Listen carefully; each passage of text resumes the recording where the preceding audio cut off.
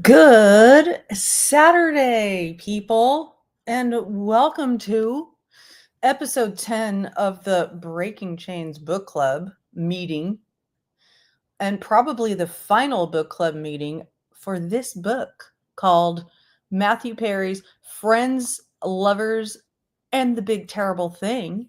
And here's my co reader for these last several weeks, Cinnamon Girl. Hello, Cinnamon Girl. Hello, Lynn. How are you? I'm pretty good. It was a pretty slow news week though, right? Oh my gosh. Hey, AC9, good to see you. I am We're I don't I have no words. I just have no words. we're not going to talk. Hey, Rachel, good to see you. We're not going to talk politics. No, we're not. I don't talk politics on this channel, but I am going to say this. I'm going to you guys know I like to make predictions, right? And this is Yes. a little bit of a dark prediction, but prove me wrong. Prove me wrong. Diddy 2028? Oh. Now, I'm not, hello, EA. I'm not saying that should happen. I'm saying there is such fucking irony, you guys. There is such fucking irony in this whole situation. We are true crime channels. We're true crime channels. And we're sitting here talking about how horrible it is for how people are treated and how people are art and essayed and and breaking the law. Hello, Buzz Boomer. And then there's a fucking landslide popular election for somebody who's may have done all those things up into maybe not murder, but you know what I'm saying? I'm Absolutely. we're living in a fucking satire, you guys. So I'm not making a comment about the politics. I'm making just a general comment about the world that we're living in right now. I can't take it seriously anymore. It's every man and woman and everything in between for ourselves. So all we can do is learn how to protect ourselves, learn how to see when people are lying and deceiving, and learn how to protect ourselves from the people and the circumstances around us. That's my takeaway. So I'm not trying to be one way or another, and that applies on all sides. That would apply even if on the person on the other side was the same type of profile, if you see what I'm saying. So anyway, hey PKC, hey everybody coming in. So now on to a whole other thing. Did you see that some people in Liam Payne's case have now been charged? No. Do Yes. tell. Do tell. Yes. I will actually show. And this is germane to the book we are reading. So basically what we've been seeing is that in these drug related, quote unquote accidental deaths, we're starting to see where other people who might have been involved in distributing or providing the substance to the person are being charged and implicated. And that is now what's happened with the Liam Payne case. And if you are familiar with what happened with Liam Payne, he was in a hotel in Buenos Aires, and the hotel staff actually called the services and said, hey, we have a hotel guest who's kind of out of his head. We're worried for him. There's a balcony in his room, and lo and behold, he goes over the balcony. Nobody knows how exactly he goes over the balcony, and he dies of massive internal injuries, internal and external injuries. And now 3 people are charged. So I'm just going to show you this news clip about it. But I like to see global patterns, and this is a pattern, right? So here we go. We're on live now from Fox. We want to keep it moving here with our coverage. Another big story came out today. This one, though, concerning the singer Liam Payne. If you weren't aware, the singer died just a few days ago. This was in another country, in Argentina. It was after he fell off of a balcony. I now want to bring into the conversation Michael Babcock. There's been an update so far. We know that 3 people were arrested in connection to this case. What more can you tell us?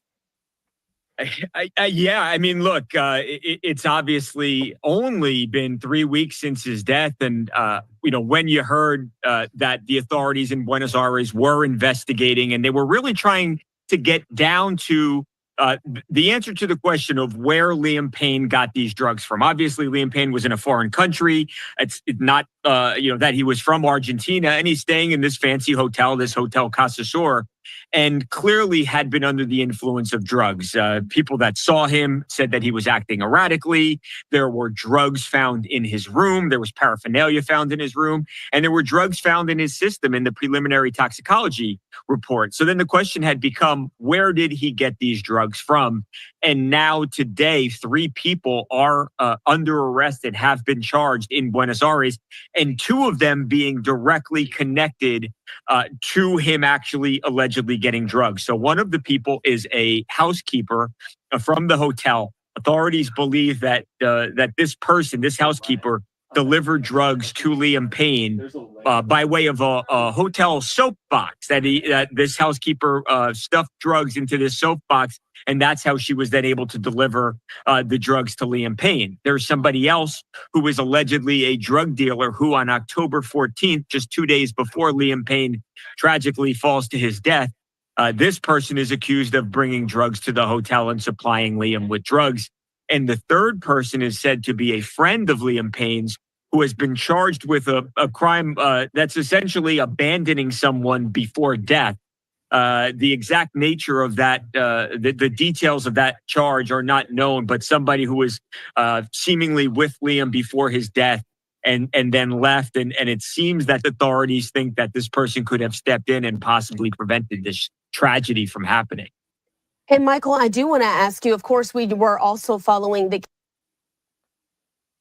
So what's really interesting and the similarities here, with Matthew Perry's death, we have a personal assistant who was charged. And here it sounds like we have a similar situation where it may not have been a personal assistant, but the person who was kind of acting as the personal assistant in the foreign country. And that's very common with high profile people or people who are wealthy enough to have personal assistants. They will have personal assistants do really shady things for them because they can, right? So they'll have personal assistants get their drugs. EA, I've been seeing reports toward your question. Does anyone know if Liam had a previously reported drug problem? I've seen reports where he had talked about mental health issues and some reports of drug use, but I don't know much about it. I don't really know a lot about his history. But usually when something like this happens, it's not like a one-off thing. Usually when it sounds like what he had in his system was the C word. You can't say a lot of things on YouTube without getting dinged. The C word, that makes you amped up. And there's another thing called 2C, which is also called a pink C word, which is a newer party drug that started to come out that makes people absolutely insanely crazy and out of their head. It's like, it makes you psychotic. It sounds like, and that's a mixture of C word and ecstasy, basically, and other stuff. And I mean, it's insane to me how many different combinations of substances that the pushers are coming out with to make people even more crazy. But we have assistants who are getting implicated. So I'm sure the world of personal assistants are, perking up and taking notice of that until, and more globally, we're starting to see more of a pattern of people who weren't directly, like for instance, with the Crumbly case, okay? Ethan Crumbly was the school shooter of, what is one of the school shooter in Michigan, whose parents are now guilty because they didn't do what they were supposed to do, right? When responsible people who should have known they were responsible for something, they didn't take that responsibility, and now they are suffering consequences from that. We're starting to see that now with these cases as well. And I'm okay with that as long as there isn't overreach, right? So, so that's interesting. Any thoughts on that, Cinnamon? I think it's a really interesting scenario because, I'm just thinking about and you know more about this than I do, but, the assistants to these celebrities and high profile people. I wonder, if they feel caught in between, that they have their jobs are obviously to support and do whatever they are asked to do for that particular person. And they must know that, supplying drugs and perhaps observing the person, overdosing or, overusing whatever they're using is the wrong thing to do, but they don't step in. And it's just an interesting, sort of taking all of the, things out of it that could be right or wrong. It's an interesting scenario to me. Where do you draw the line? Yeah. There's a really insane power dynamic there. Right. Right. Because Right. like when your boss tells you to do something illegal or unethical and you push back, you will lose your job. Right. If you and some people would be okay with that. Okay, I'll lose my job, fine. You may even have a legal claim against that for wrongful termination. Hey, you asked me to do something illegal. You terminated me for that. That's wrong. But if you sue that employer for that, now no one else wants to hire you. That's right. You're blacklisted. You're blacklisted. Right. Yes. And so then, so it's the power dynamic is insane. It's Right. insane. And there's such double speak in our culture. On one side it's like, do the right thing, and on the other side it's like, well, I can do whatever I want and I can be very, very, very powerful and the richest man in the world. Exactly. You know what I mean? Right. So we are all beholden eventually in ultimately to ourselves and to Right. our families, and to be role models to our own future generations and our own personal spaces. You know what I'm saying? Like we eventually need to just say, look, I'm responsible for what I do and the role model that I am to my people around me. I just keep having the conversation with my kids about, not allowing societal standards to drive their standards. You know what I mean? Because the societal standards don't. They're all over the place. They're just all over the place, especially when you factor in social media. And Absolutely. social media is almost driving them now. And it's a very scary thing. Mhm. That generation, the generations after us, Yeah. because they've been raised on social media. And, it's commonplace for celebrities, high profile people to be in situations where they're drinking and drugging and whatever, doing whatever. I mean, if we go back to Donald Trump and all of his shenanigans before the Jeffrey Epstein connection. I'm going on a little tangent here, but you know what I'm saying. It's so commonplace, I think, to especially in social media, to see people misbehaving, and and they can be celebrities or someone that these people look up to or think that they're cool. And so it you're right, you're absolutely right. At the end of the day, it's about your values and who you are and what you want to uphold and what role model you want to be and provide for whomever, right? Yourself, your children. Yep. And ultimately do no harm. Ultimately do no harm. Exactly.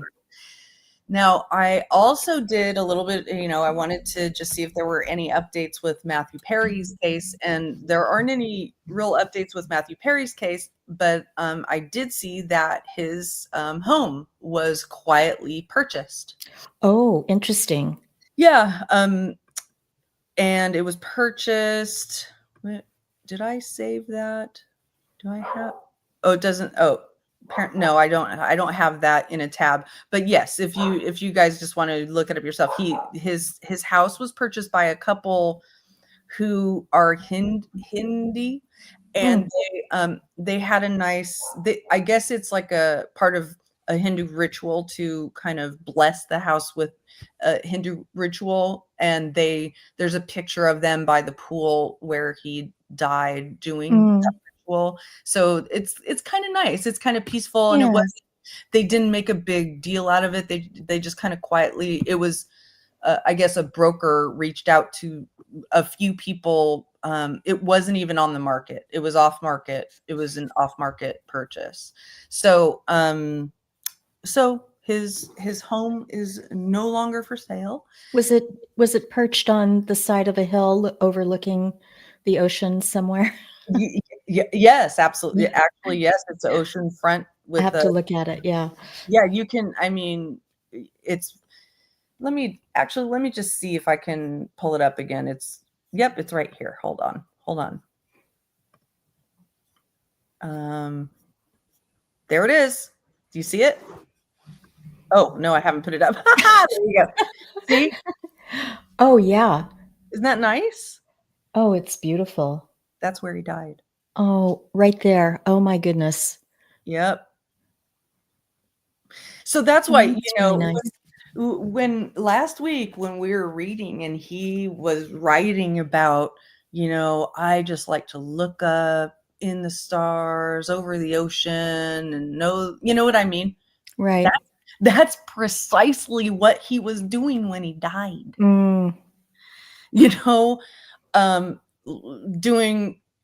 Doing just exactly that thing in his own home. So this, to me, I feel like this kind of really honors him, what they're doing here. Absolutely. In their own tradition. It's something, they're not doing it just for him. It's their own tradition, but it still honors him. And they weren't doing it for publicity. It was just what they do. You know what I mean? Right.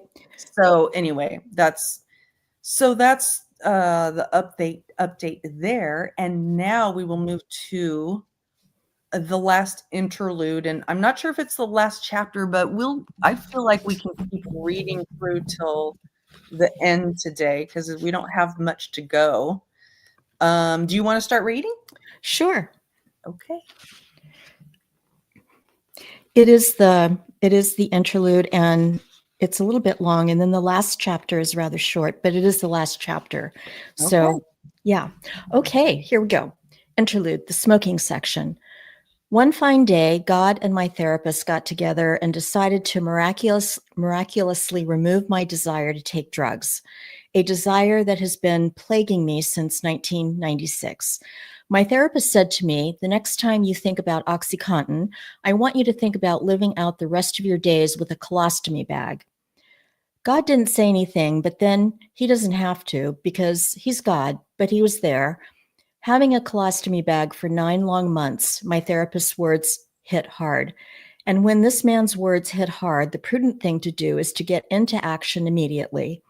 What he said caused a very small window to open, and I crawled through it. And on the other side was a life without OxyContin.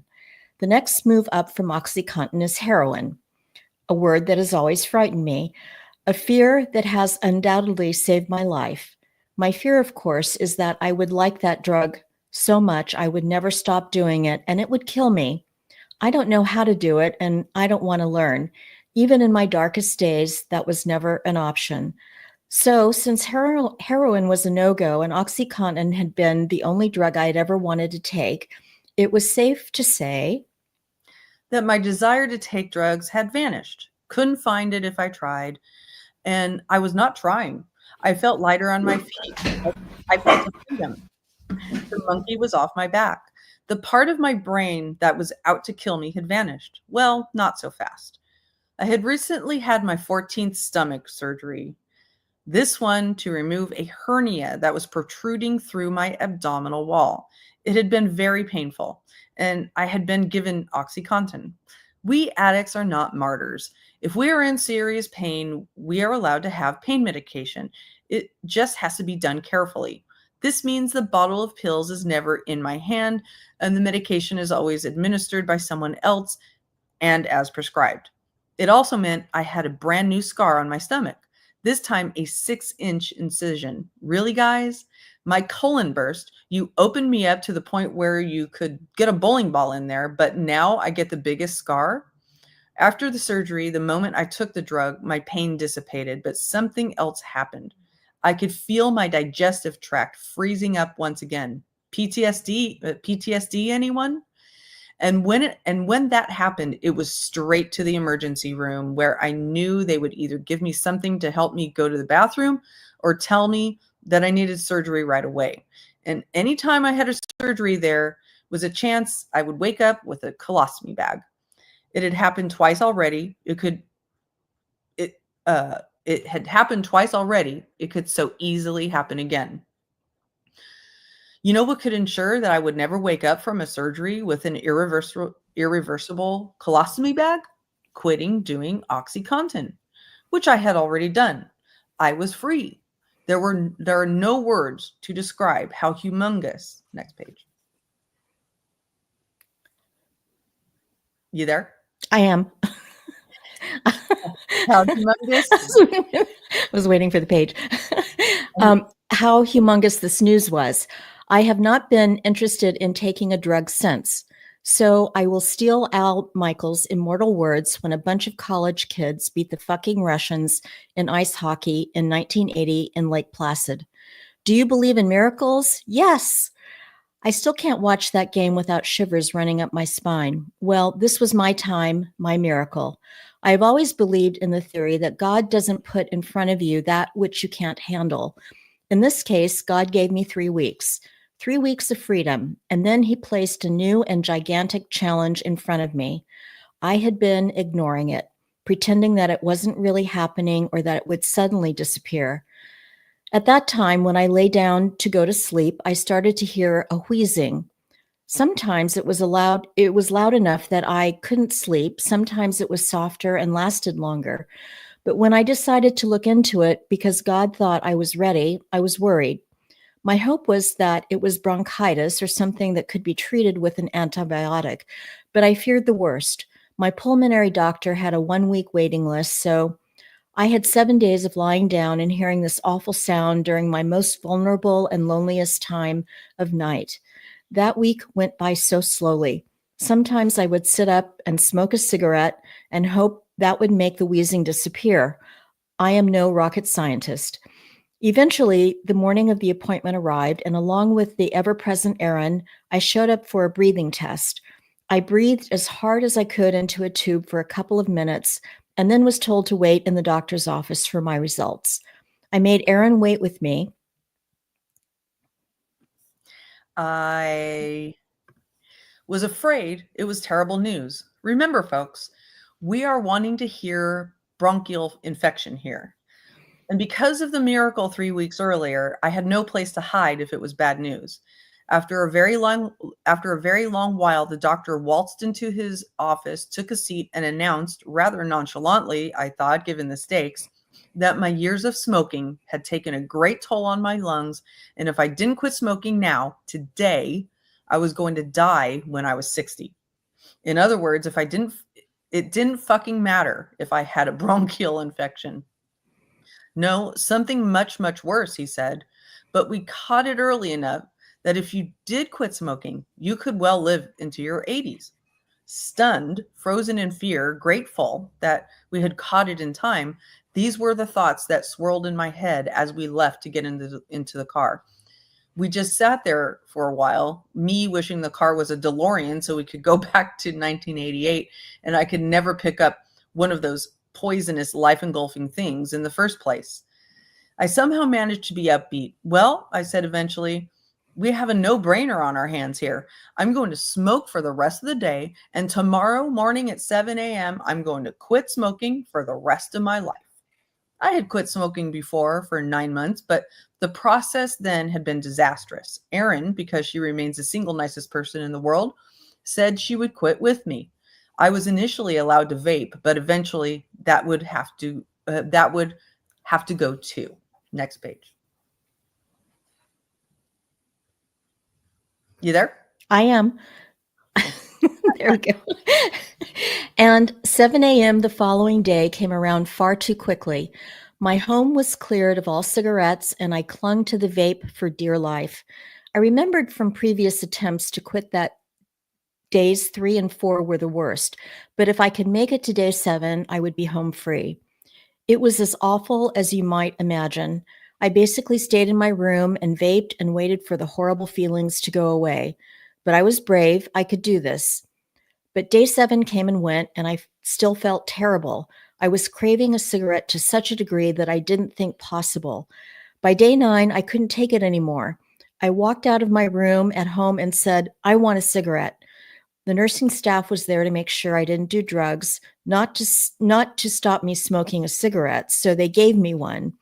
When I tell you that I got high off of it, I mean very high.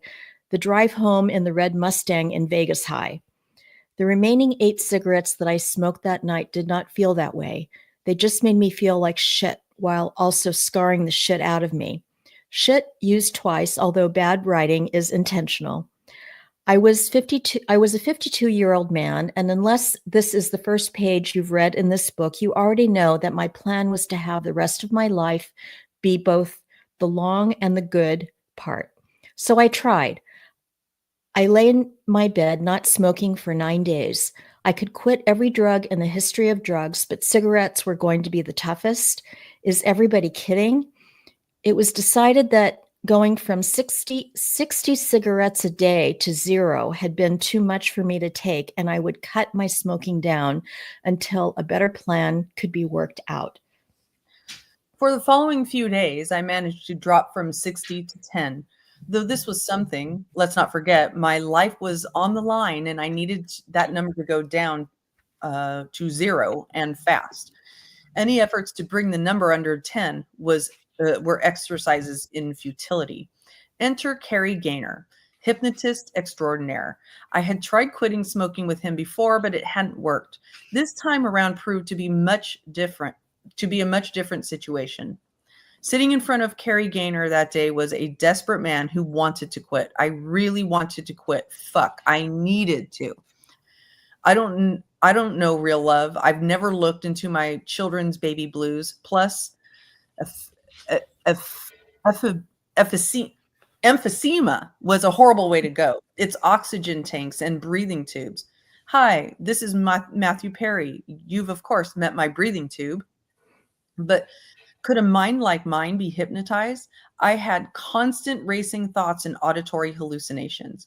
So if I can't control my mind, how was some hypnotist going to do it? I loved smoking. Some days it was my only reason for living. In fact, I would stay up late just so I could keep smoking cigarettes. Plus, It was the last thing I had left. Without it, there would be nothing separating me from me. I had quit drinking forever when God visited me in my kitchen. I had recently quit drugs for the rest of my life when a colostomy bag scared the shit out of me. Did I actually just say that? How could I possibly do it? What's the point of doing anything if you can't smoke?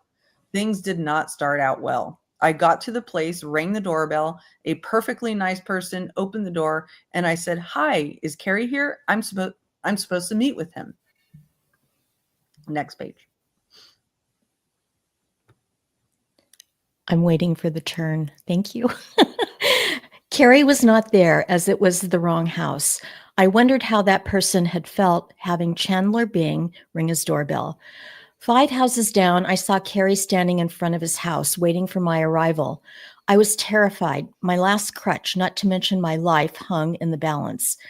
Carrie's office wasn't quite what I was expecting from the highest-priced hypnotist in the world, strewn with papers and pictures and anti-nicotine signs. We sat down and he started into his smoking is terrible thing. Yeah, I know that. Let's get to the good stuff. I explained just how dire it was, and he told me we'd need 3 meetings. I am a special case, apparently. The chat over, I lay back, and for 10 minutes, he hypnotized me. I felt nothing, of course. You are supposed to keep smoking between meetings, which I was grateful for, but to make things easier on my lungs and for Carrie, I stuck to just 10. Anyone can smoke 3 packs a day like I did, but you really need only about 10 cigarettes to get the nicotine your body craves. The other 50 is just the habit. During the second session, Carrie brought out every scare tactic he could muster. I was naive to think that the next cigarette wouldn't kill me. It didn't. I didn't. I could have a cigarette right now, have a heart attack, and if no one was around to call 911, I was a goner. My next cigarette could make my lungs not function permanently, and I would have to live out the rest of my days carrying oxygen tanks and breathing only through my nose. I thought, that's worse than a colostomy bag, but I didn't say it out. Out. Out. Out. Loud. Would I rather have a cigarette or breathe the next morning? I knew the answer to this one. Before he hypnotized me this second time, I tried to explain my crazy racing mind to him. I'm not sure you're going to be able to hypnotize me, I said. Carrie just smiled knowingly. He'd probably heard that line 1,000 times, I suppose, and told me once again to lie down.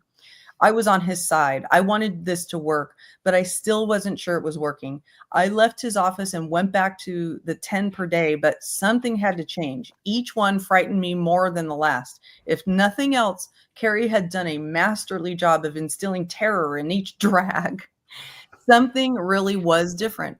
And then there we were at our final meeting. This was it. After this, I was supposed to quit smoking forever. I had explained to him that I had had a horrible time every time I tried to do this. It was harder to quit than drugs. And I've done some pretty insane things. See under head wall while quitting smoking. I'm terrified of the withdrawals. Carrie listened patiently, then calmly pointed out that he had helped thousands and thousands of people quit smoking, and all his feedback said the same thing. There is a little discomfort in the first 2 days, and then nothing, but you can't touch nicotine, no vapes, no more. But this had absolutely not been my previous experience, and I told him so. Next page.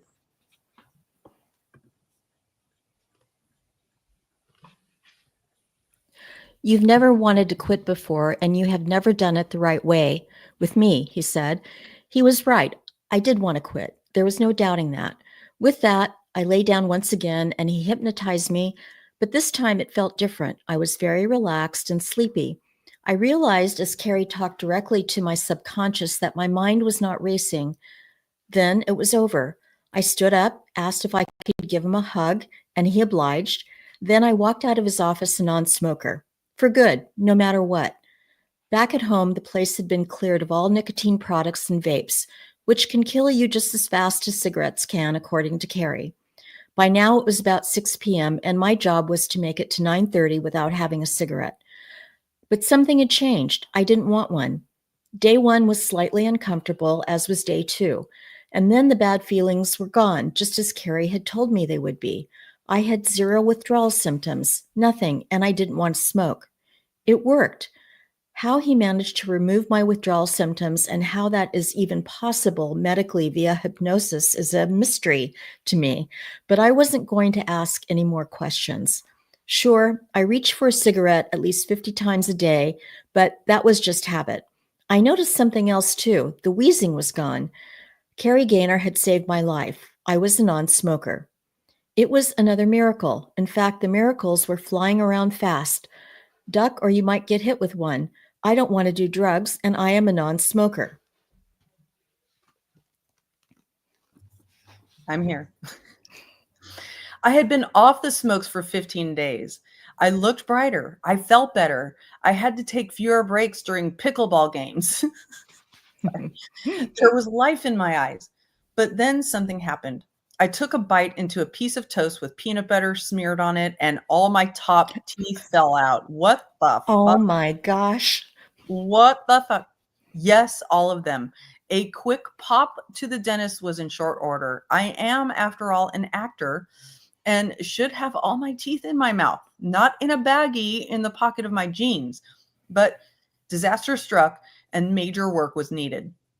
The dentist had to remove every single one of my teeth, including the implants that were nailed into my jaw, and then replace them with all with new ones. I was told this would hurt for 1 or 2 days, and the pain could be handled with Advil and Tylenol. But these were just fucking throwbacks from the sadistic dentist played so well by Steve Martin in Little Shop of Horrors.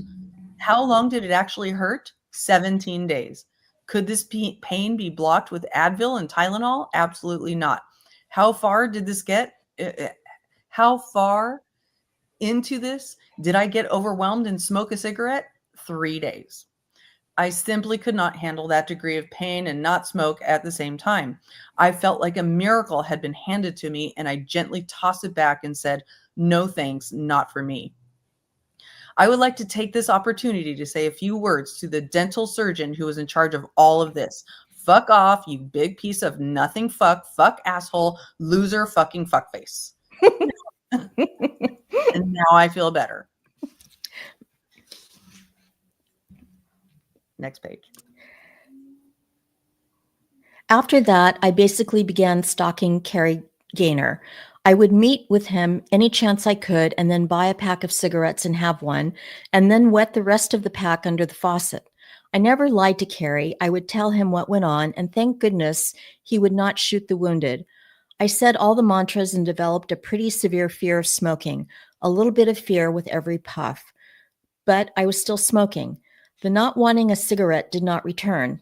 I was going to have to come out swinging, which consisted of frozen grapes and 20 minutes on the treadmill every time I wanted a cigarette. I pictured a man who weighed 100 pounds from all this treadmill walking, saying in a very high-pitched tone, God, I wish I had a cigarette. Vaping was not an option. The patch was not an option. Lying was not an option. What good would that do? I would get through 4 days and I would smoke and have to start all over again. But I would not give up. I could not give up. My life has been so difficult, I deserve to smoke. I wrote a screenplay. I deserve to smoke. These thoughts had to be dispelled immediately because they gave the addict hope. And then I had the wise idea to book Harry 2 mornings in a row. Surely I couldn't smoke knowing I was going to see him the very next morning.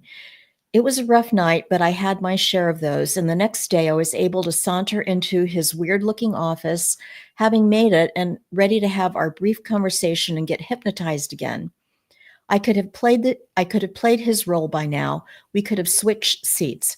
I would be the one who would offer him a very weird-looking blue children's plastic cup of lukewarm water. But this was day 2. It's the little wins. He hypnotized me, scared the shit out of me again, and sent me away with an appointment with him a week hence.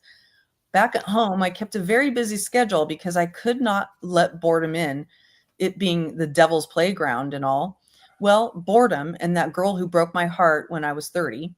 I used to take 55 Vicodin a day, and I quit that. So I was not going to let this disgusting, smelly, absolutely calming and wonderful habit get me down. Would I rather smoke or breathe?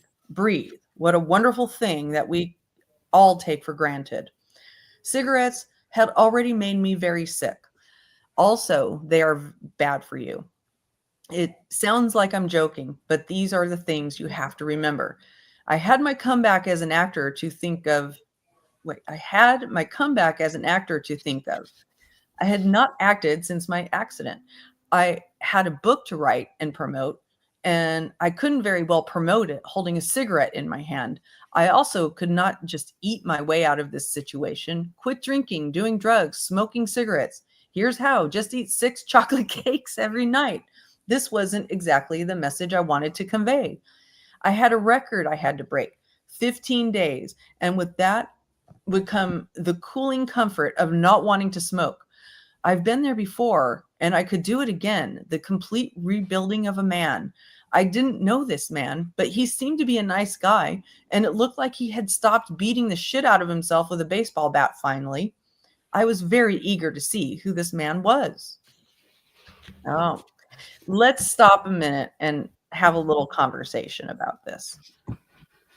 Wow.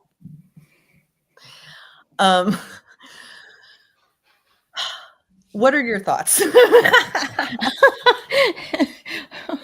Well, I have so many thoughts swirling, but I want to. do you? Go ahead. You know, my mother was a chain smoker, as well as being the alcoholic, as I mentioned before. So I was around it growing up all my life, and I actually developed asthma as a small child. At the time, it wasn't connected to cigarette smoke. I was in and out of the hospital a lot because it was pretty bad. And even so, my mother didn't quit smoking because at the time, the two, they just didn't relate the two, even though they probably knew. But, my mother, she never quit smoking. That was the one thing that she could never really give up. And oddly enough, I guess I always thought it would take her out because, she smoked a lot, and I just thought it would be cancer or, emphysema or COPD or whatever, and the odd thing was, she did die of cancer, but it wasn't from any of those things that I'm aware of. She ended up having a melanoma that sort of traveled throughout her body at the end. But anyway, I've observed the difficulty of, people trying to quit smoking. And Lynn, I think you mentioned that you were a smoker early on. I quit smoke. I started smoking as a teenager. And then when I was thrown into rehab, like a year after that, I quit smoking completely cold turkey. Yeah. And so at that point, that was a very long time ago, and vaping was not around. There was no, that was not a thing, vaping. So I just, and I had been smoking for like 5 years at that point, and I was smoking like 2 packs a day. So I definitely hadn't smoked as long or as hard or as much as him, but it was fucking hard. It was so difficult. And I was already sober from drugs and alcohol. But I never stopped craving cigarettes. Never. And so I had smoking dreams for much longer than I had drinking or drug dreams. So anyway, that's to answer your question. Did you have more? Sorry, that's the answer to your question. Keep going. Yeah, and I just think that it seems to me, observing that I don't know what nicotine does to your body, but it seems like a really deadly drug in a way, right? It's not just destructive to your lungs; it's destructive to practically every organ, and your skin, everything. Right. And so it's just.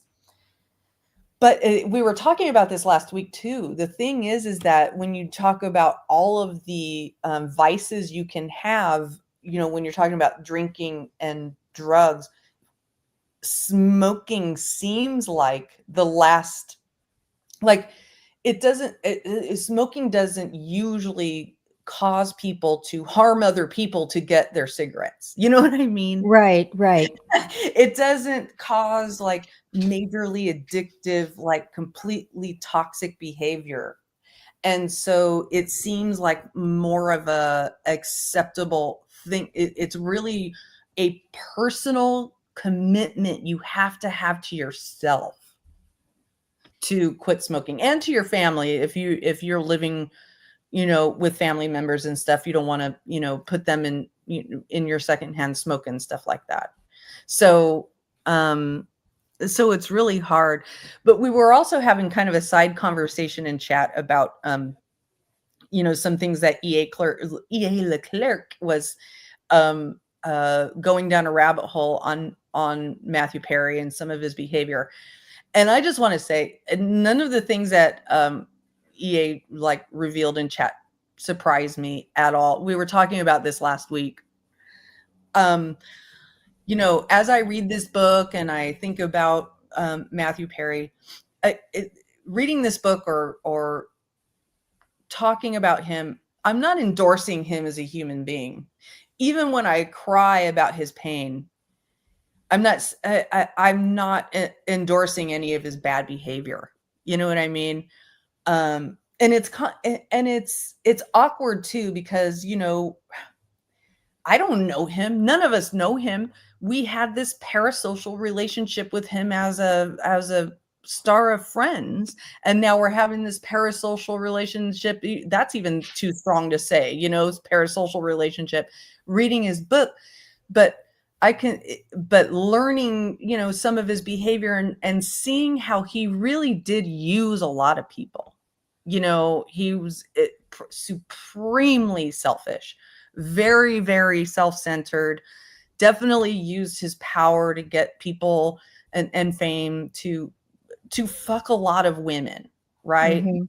And he says that openly a lot.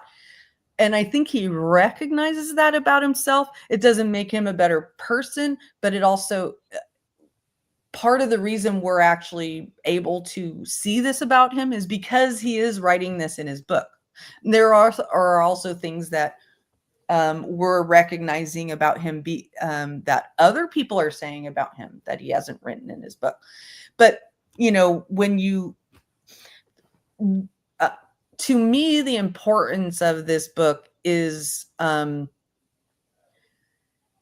learning what's inside of the head of somebody who dies of a drug overdose as they're writing a book about recovering from drugs. You know what I mean? It's so ironic. And how complicated it is, and how, life is just not just black and white. It's not just simple. It's not simple. And good people can do bad things, and bad people can do good things, and when we don't take responsibility for our actions, it can lead to other people's deaths in terms of like, if I'm, you mentioned like, what was it? Someone was talking about, people and personal assistants and doing things. Steve Jobs never, ever, ever, ever, ever asked me, that I know of, or any of his personal assistants or people that worked with him, to do things that were fucking illegal or immoral. Now, he could have asked other people. I don't know that. But, I worked at that company for 6 years and had to do intensely personal things, not that didn't cross the line, but I would go to hotels before he went there to make sure they were okay for him, and I had to know things to do that. And like, he could have used his power to get me to do things that crossed that line, and never did. And so really, it's the individual that you're dealing with. It's understanding how to know when that individual is crossing a line with you. and how to say no and how to get yourself out of that situation, because we can't depend on other people. We can't always depend on the justice system. And we can't even always depend on the people around us to help us, because they won't always believe us. No, E.A. Leclerc, I was not his personal assistant. I was the director of corporate communications at Apple for 6 years. And when you do corporate communications at big companies like that, you usually work very directly with the CEO. And that's what happened. I didn't report directly to him. I reported to the person who reported to him, but I had a lot of personal interaction with him. And one of my major jobs was making sure in advance, whenever we traveled, was to go and make sure everything was cool. It's called the advance team. It's just something that it's a very common thing. And that's why I take a lot of interest in, these stories that come out about high profile figures, because I kind of have a unique view into these things. Steve Jobs is not the only high profile person I've ever worked for. I worked with George Lucas. I worked at Google with the Google founders for a year. I worked with many, many, many high profile people. But Steve Jobs is a little bit of my bellwether, because I worked with him the longest in terms of, the highest profile that I worked with for the longest. If that makes sense? So, I use that sometimes as like a little bit of a comparison in many ways. So all I'm saying is, what am I saying? All I'm saying is what I'm saying. And it was very good. No, I think my overarching point is that we can't just look at a human being look at their external features and where they came from and say, oh, I know who that person is. Oh, that's a male, then I know exactly what they think and how they act. Oh, that's a white male. I know exactly. That's a white male from Ohio. Oh, I know exactly how they think and how they act. No, people are complicated. People are fucking complicated. Okay. I can be angry and loving at the same time. We can hold the same emotion at the same time.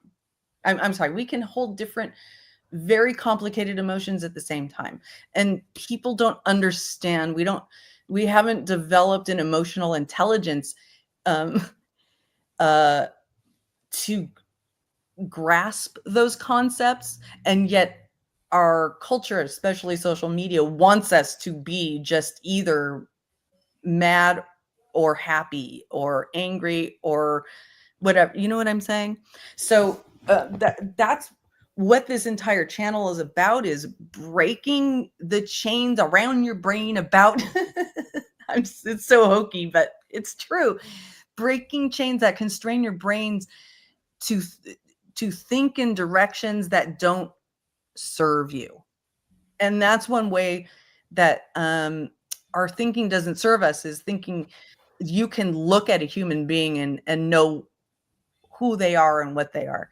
And Matthew Perry was clearly a very complicated person and very disappointing in many ways. But even though he was very disappointing, I can have compassion and feel anger for what happened to him at the end of his life. I mean, he was clearly already going down this road. He was already going down this road, right? But he was also definitely taken advantage of. So, oh, no worries, E.A. Leclerc. You know what's weird, E.A.? I just recently clicked on a short that said, here are some things that Steve Jobs said at the end. I just saw that today. I saw it too. It came up in my feed. He did not say one of those things. Did it show the photo of him toward the end of his life? Really skinny. Yeah, it was like a photo that was taken that he was so. It's so funny you mentioned that. I was going to say something about that to you today. he was trying to pretend he wasn't sick. Steve Jobs is very complicated too. I mean, he was so hard to work for that I left Apple twice. Okay. Okay. I left Apple twice and he was pissed at me the second time I left. Mm. But he was heroic in many, many ways. And he was iconic in many, many ways, but he was also infuriating in many, many ways. Right. Right. And one way that he was infuriating is that he tried to pretend that he wasn't sick. He even tried to pretend to himself that he wasn't sick.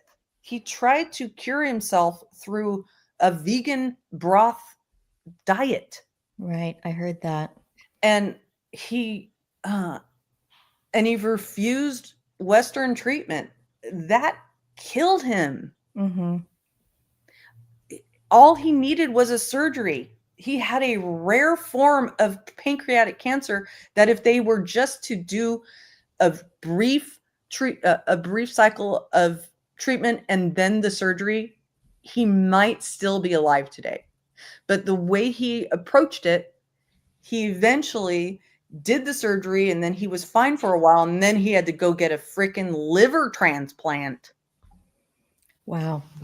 And then you see the photos that he, it was, I think those photos that you're seeing going around today, those were right before he got the liver transplant. And then he got the liver transplant and then it basically just went downhill. Yeah. So all I'm saying is he didn't say any of those words. I was so pissed. I clicked on that thing. I was like, he didn't say that. Yeah. It was such an AI generated thing because you can.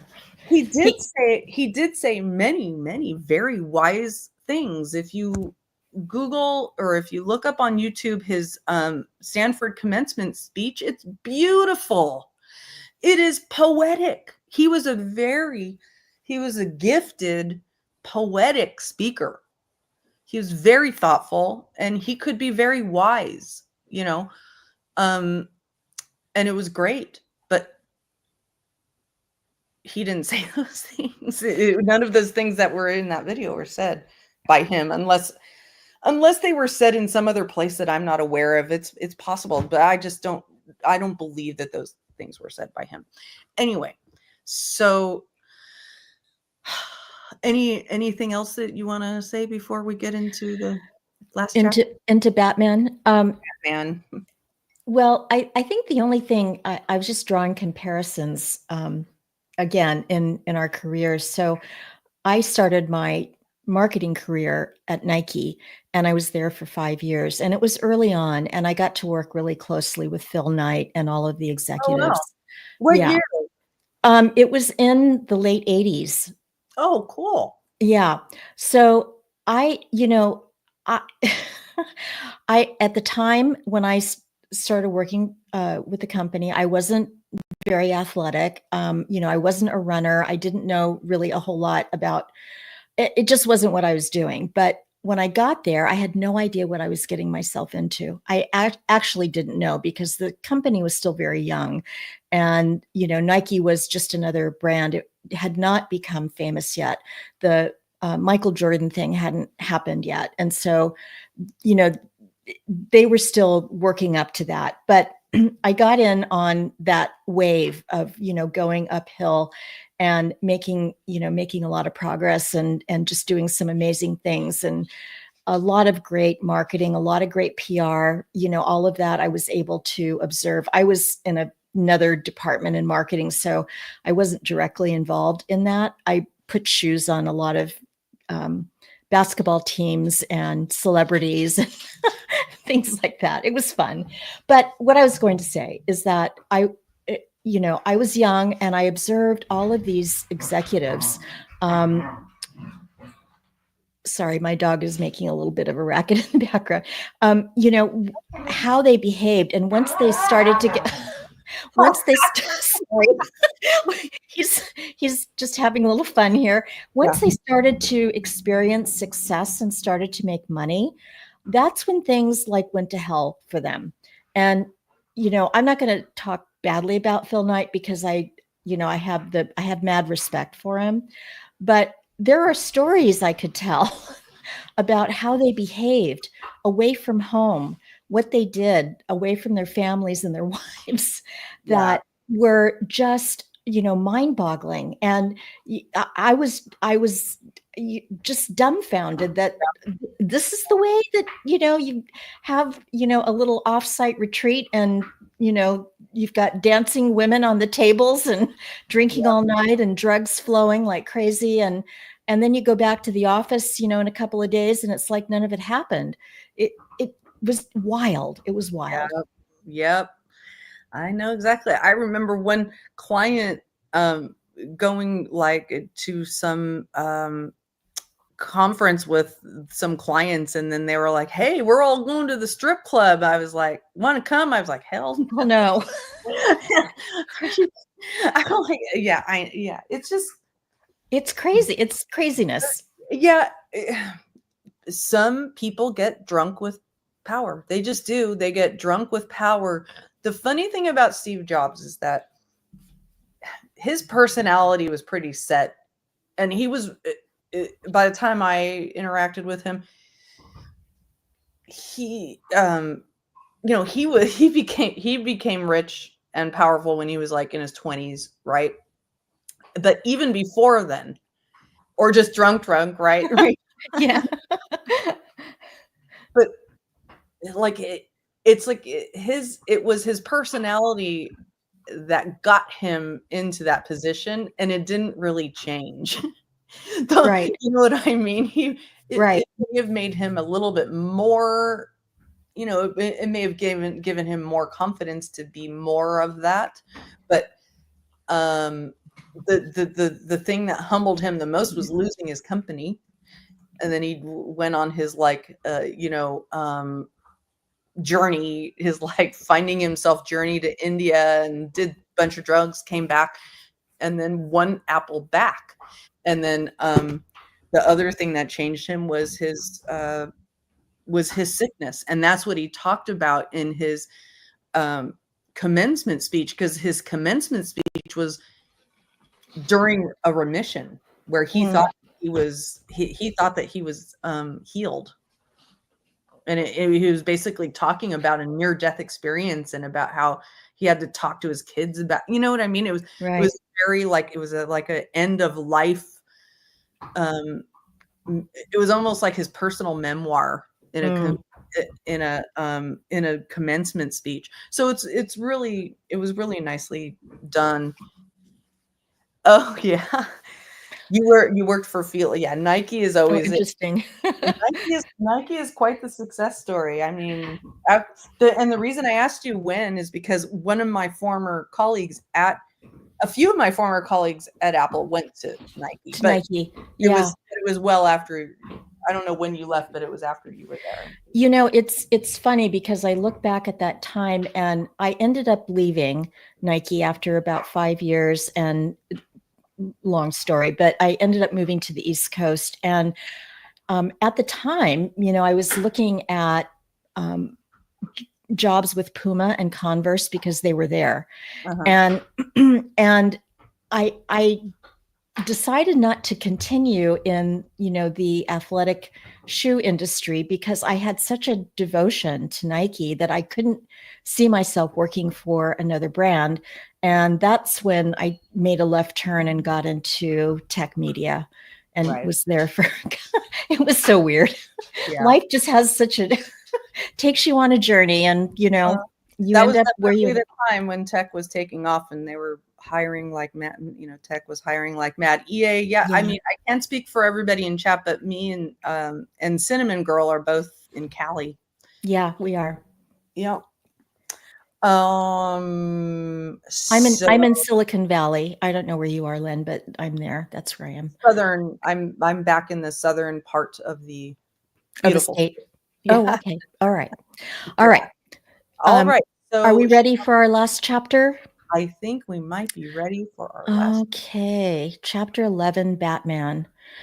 I never imagined I'd be 52 and single and not playing fun, dumb games with very short, cute kids running around, repeating nonsense words that I had taught them, all just to make my beautiful wife laugh.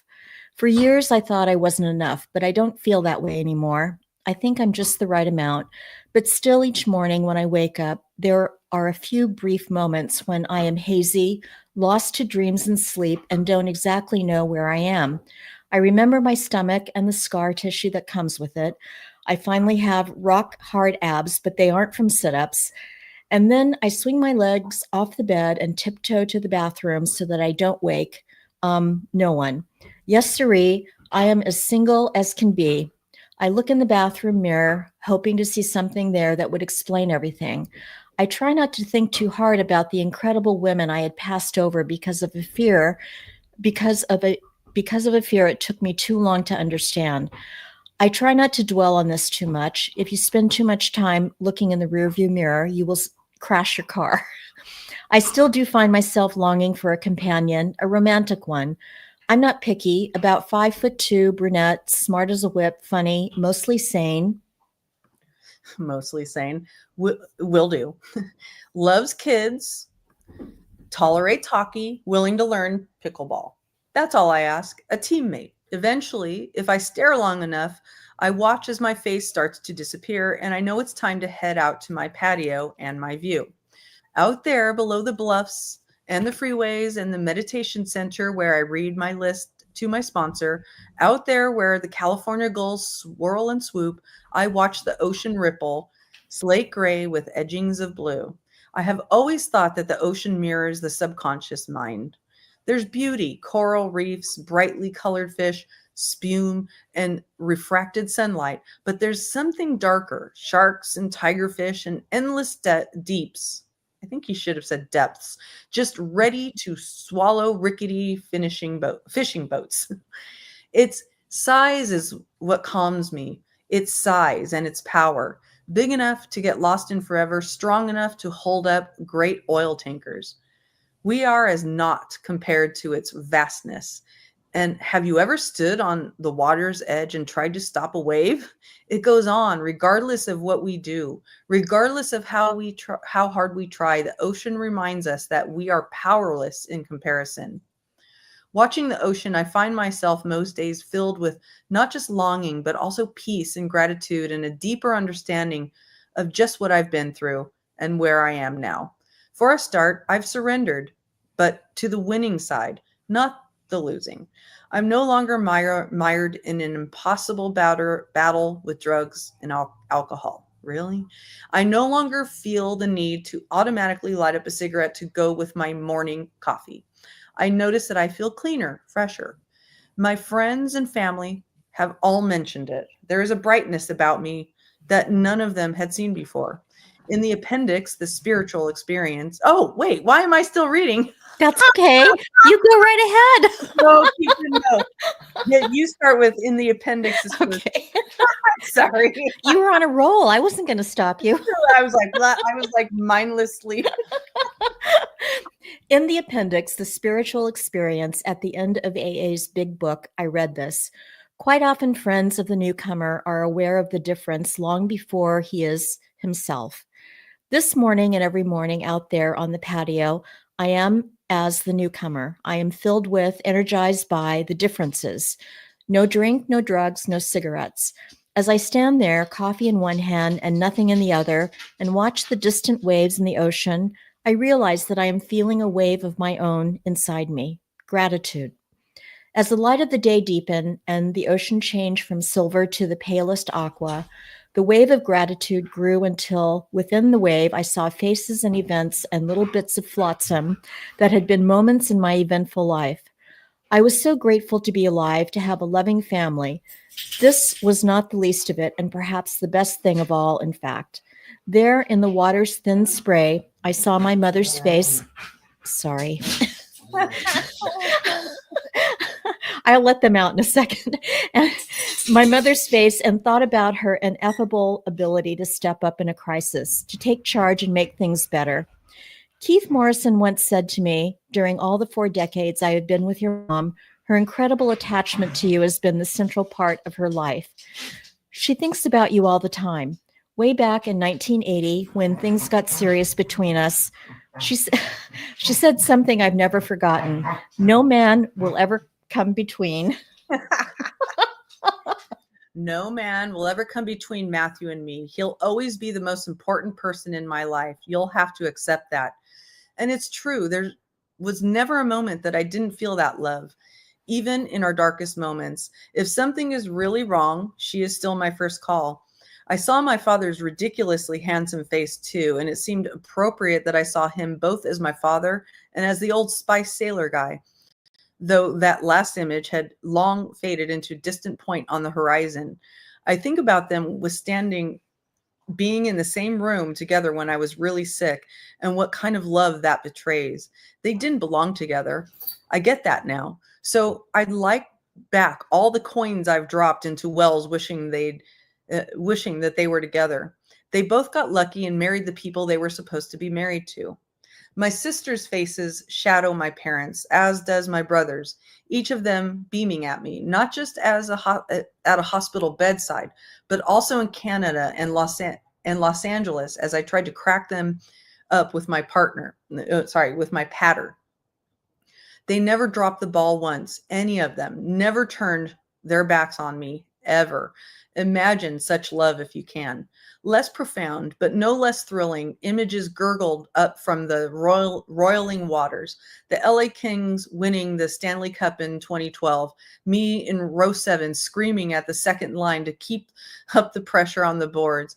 And my father's rather selfish thought that God made them win through the playoffs in a year when they only made the playoffs in the last days. I had just ended a very long relationship, and I'm quite sure the Kings went all the way because God said, "Hey, Maddie, I know this is going to be a hard time for you. So here's something that will last 3 months and give you a tremendous amount of..."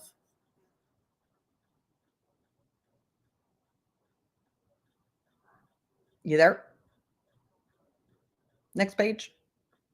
Should I keep reading?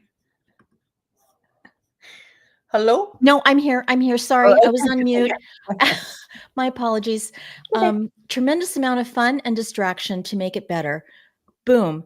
It did. After charging through the playoffs like revenging angels of death, it was the Kings over the Devils in 6 in the finals. And that last game at the Staples Center, a blowout in a Stanley Cup game unlike any in 2 decades, LA up 4-0, just a minute into the second period. I was at every game, even flying myself and some pals to the games on the road too. As the ice rink of my sports fandom slips back under the water, more faces appear. The Murray brothers, my dearest, oldest friends with whom I created a funny way of talking that eventually touched the hearts of millions. Craig Bierko, Hank Azaria, David Pressman, how their laughter was once the only drug I needed. But I would never have met them or gotten anywhere, perhaps, without Greg Simpson casting me in my very first play. You never know where one thing will lead. I guess the lesson is take every opportunity because something might come of it. Something huge came of it for me. I closed my eyes and inhaled deeply. As I opened my eyes, I was surrounded by my friends, without whom I would have starred in something called No Friends. Schwimmer for making us stick together when he could have gone it alone and profited more than all the rest, and deciding we should be a team and getting us $1 million a week. Lisa Kudrow, no woman has ever made me laugh that much. Courtney Cox for making America think that someone so beautiful would marry a guy like me. Jenny for letting me look at that face an extra 2 seconds every single day. Matt LeBlanc, who took the only sort of stock character and turned him into the funniest character on the show. Each of them was still just a phone call away. At the reunion, I was the one who cried more than anyone because I knew that what I'd had and the gratitude I felt then matches the gratitude I feel today. Beyond those principles, there was all the crew, the producers, the writers, the actors, the audience members, so many faces churning into the face of joy. Marta Kaufman, David Crane, and Kevin Bright, without whom Friends would have been a silent movie. Could this be more of a silent movie? The fans, so many fans who stuck with it and still watch, their faces peer back at me now, mute as God, as though I'm still on stage 24 in Burbank. Their laughter, which for so long gave me purpose, echoes still up these canyon sides, almost reaching me all these years later. I think about all the sponsors and sober companions and doctors who have helped me not to screw up the greatest job in the world. I look out at the water and I say very quietly, maybe I'm not so bad after all. And then I head back in for more coffee. In the house, I find Erin. She's always there when I need her. I don't tell her what I've been thinking about out there, but I can see in her eyes she has an idea. Maybe she doesn't say anything because that's what best friends do. Erin, Erin, Erin. She saved my life at the rehab when my insides exploded, and she saves it every day still. Who knows what I'd do without her? I intend to never find out. I can tell she's itching for a cigarette, but she doesn't. Next page.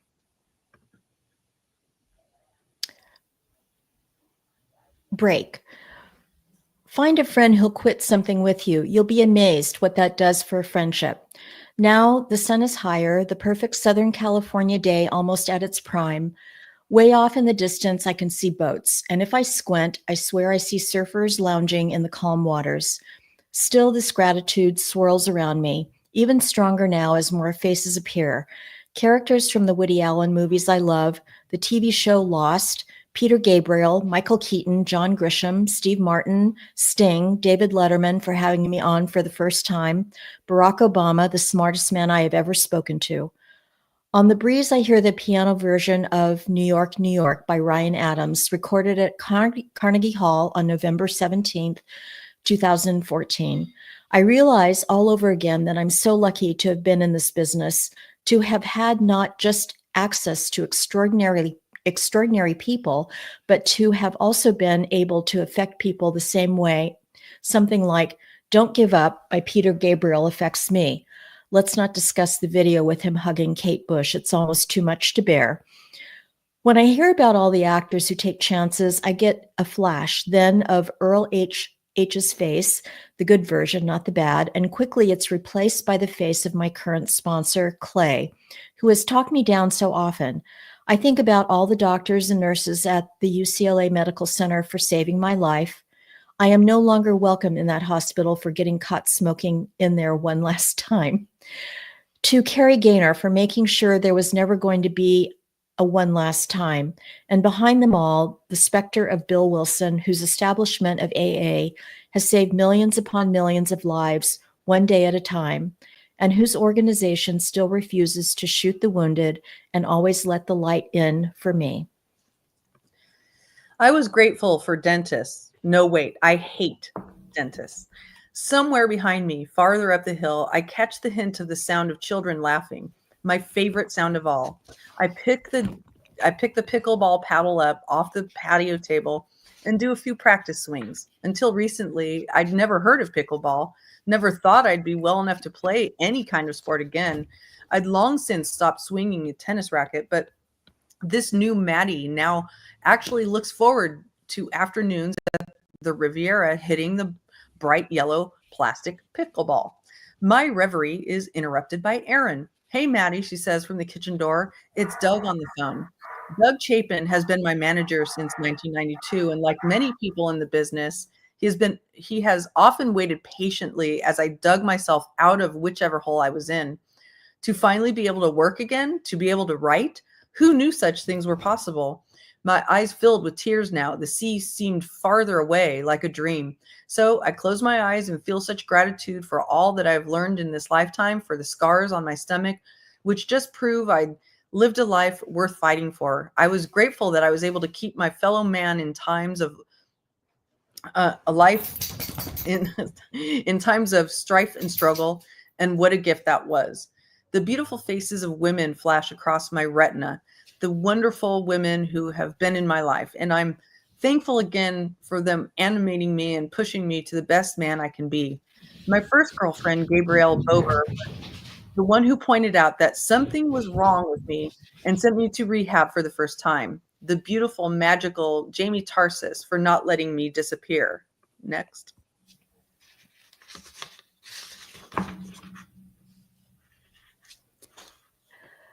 Trisha Fisher for starting it all, for Rachel's face, for the nurse in New York who was a bright, shining light during one of my darkest times. I am even grateful to the woman who dumped me after I'd opened myself up. And I am so grateful for all the wonderful women whom I'd broken up with simply because I was afraid. I am grateful and sorry.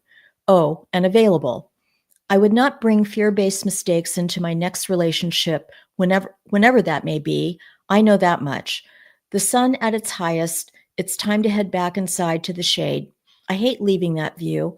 I'm not sure anyone could quite ever know what a view like that means to me. An unaccompanied minor, no more, when I float above the world like that, about to be parented once again. Life keeps moving. Each day is an opportunity now, a chance for wonder and hope and work and forward motion. I wonder if the A-list actress who has expressed strong interest in my new screenplay has said yes yet. As I step inside, I pause on the threshold. My life has been a series of these portals between Canada and LA, mom and dad, LAX 2194, and friends, between sobriety and addiction, despair and gratitude, love and losing love. But I'm learning patience, slowly acquiring the taste for reality. Sitting back down at the kitchen table, I dig into my phone to see who's called. Not the A-list actress, but there's time. This is how life is now, and it's good. I look over at Erin, and she smiles at me. Being in a kitchen always brings to mind God. He showed up to me in a kitchen, of course, and in doing so saved my life. God is always there for me now, whenever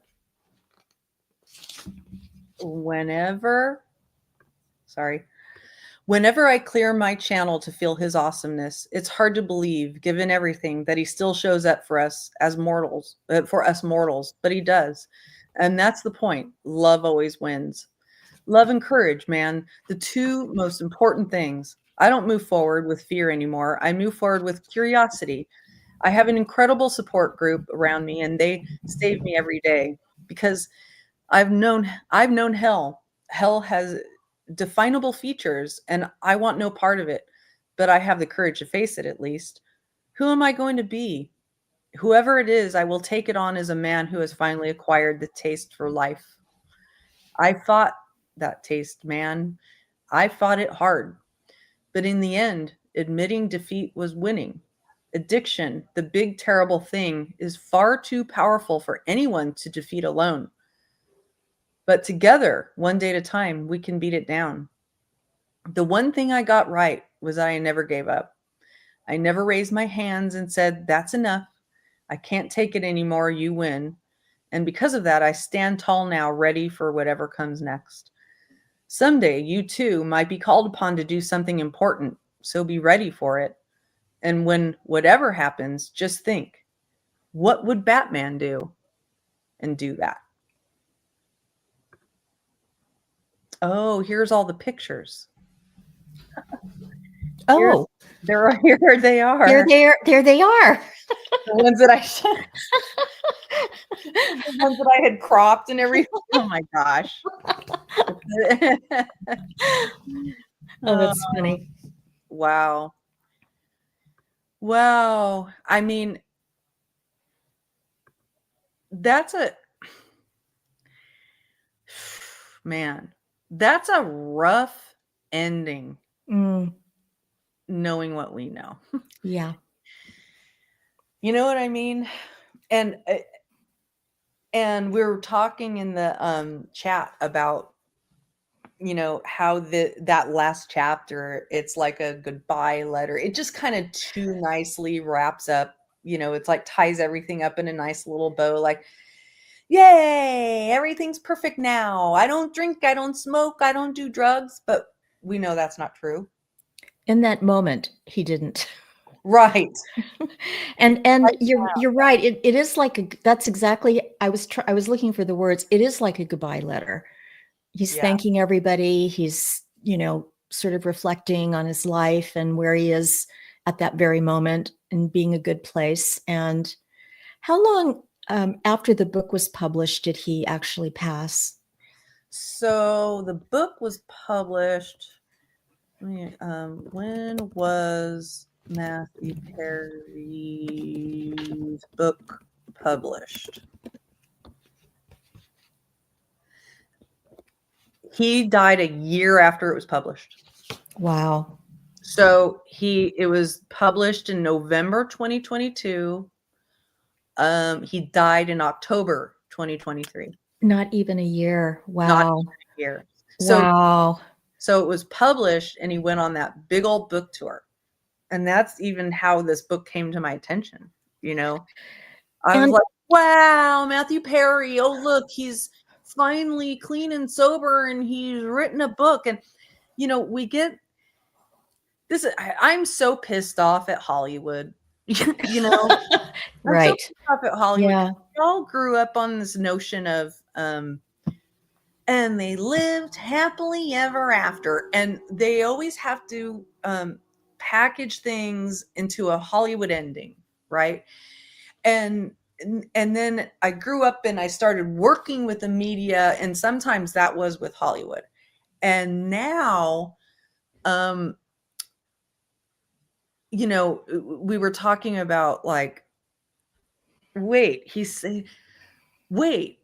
went from being like this, like lonely Eeyore, like didn't love himself kind of guy to, oh, everything's great and wonderful now. Well, that's because they wouldn't have published his book if it ended the way he probably really wanted it to end. Right. You know? Right. If he really said, okay, and now as I sit here today, I have a ketamine drip.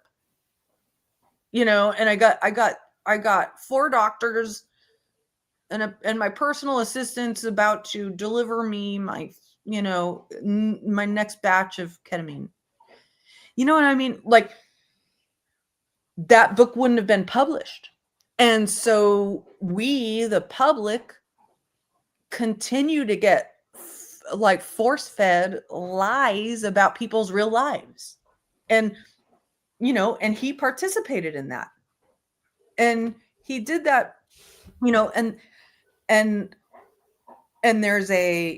there's something bad about that, but also what it all boils down to is like, it's fucking capitalism. Right. Absolutely. You know, it's just absolutely straight up capitalism, right? So you can do good things in the cloak of making money, but you always have to realize that there's somebody that needs to be making that money, and the money has to come first, and they aren't going to be able to make that money if it's not packaged in a certain way. The audience won't buy it if there isn't a happy ending, because that's the way we've been conditioned. Is right. No. There has to be a story arc. There has to be a climax. There has to be a crisis, a central crisis, and it has to be this formula. And he, wrote that formula, and the editors put it into that formula. Right. Right. And I think that's one of the reasons that reality TV and social media really actually did take off, because a lot of that wasn't put into the Hollywood formula, and then it was put into the Hollywood formula. Right. Then we find out that a lot of the reality stuff got scripted, right, orchestrated, and orchestrated, so it wasn't real. So now we're constantly, as viewers, as consumers of content, sitting here constantly trying to figure out what's real and what isn't. And most of now we know 90% of the time what is on the screen we just fucking cannot believe. We just can't. We have to, it's just not real life, and we shouldn't shape our values and our morals based on what is being fed to us on the screen. We have to shape them based on our own, upbringing, our own how do we do it with this when we're immersed in social media? It's a conundrum, I wonder if that's why we gravitate toward true crime. Well, I do. Well, I've had that constantly. That's been a constant question for me, and I've even looked into that. Is why do people gravitate toward true crime? And I've even done polls on my other channels about this. Why do you watch true crime? And the vast majority of people just said it was entertainment for them. Mm-hmm. And maybe they don't know why, and they just clicked on entertainment. Right. My other answers were, I've been part of a true crime, or I've been affected. I'm a victim of a true crime, or a friend has been a victim of a true crime. And like 2% of them said, I'm a victim of a true crime. And then it was something like, I don't know, 10% said, I've witnessed a true crime, or something like that. And then it was something like 70% said, it's just entertainment. Interesting. Yeah. So either the 70% really just think it's entertainment and they don't give a shit, or they don't know why. And I've also looked at studies that say we just as human beings are naturally curious, and we're always trying to figure out why. Yeah, the psychology, Rachel, right. We're trying to figure out why. And also we have this very, very innate survival instinct that says, if I know what happened there, I can avoid it for myself. Mm-hmm. Right. So I don't know. I think that's, but I just find it, what is mind blowing for me is when I see so many people interested in true crime, and so many like, true crime, like content creators who seem to be criminals. I mean, I can think of a few. Yeah. Me too. I mean, they're literally being criminals on the platform, Right. And to me, it's because they're doing what they know. Right. Exactly. Yes. Yes. It's like a perfect storm for them. Yeah. When they tell you in the content realm, in the writing realm, the publishing realm, or whatever, write what you know. Right. And so they do. Yeah. And that's what they do. They come in and they talk about what they know. And a lot of and in social media, you can hide behind your profile and you can pretend that you're a reformed criminal when you're not. Right. Right. Yeah. Mittens for kittens. I think you're right. I think the sitting around the campfire telling ghost stories, the scare factor of it all, there is that for sure. I know that that's part of it for me. Yeah.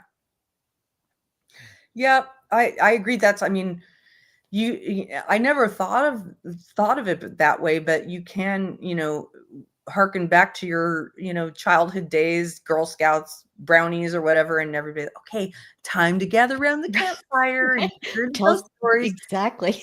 It is. It's a lot.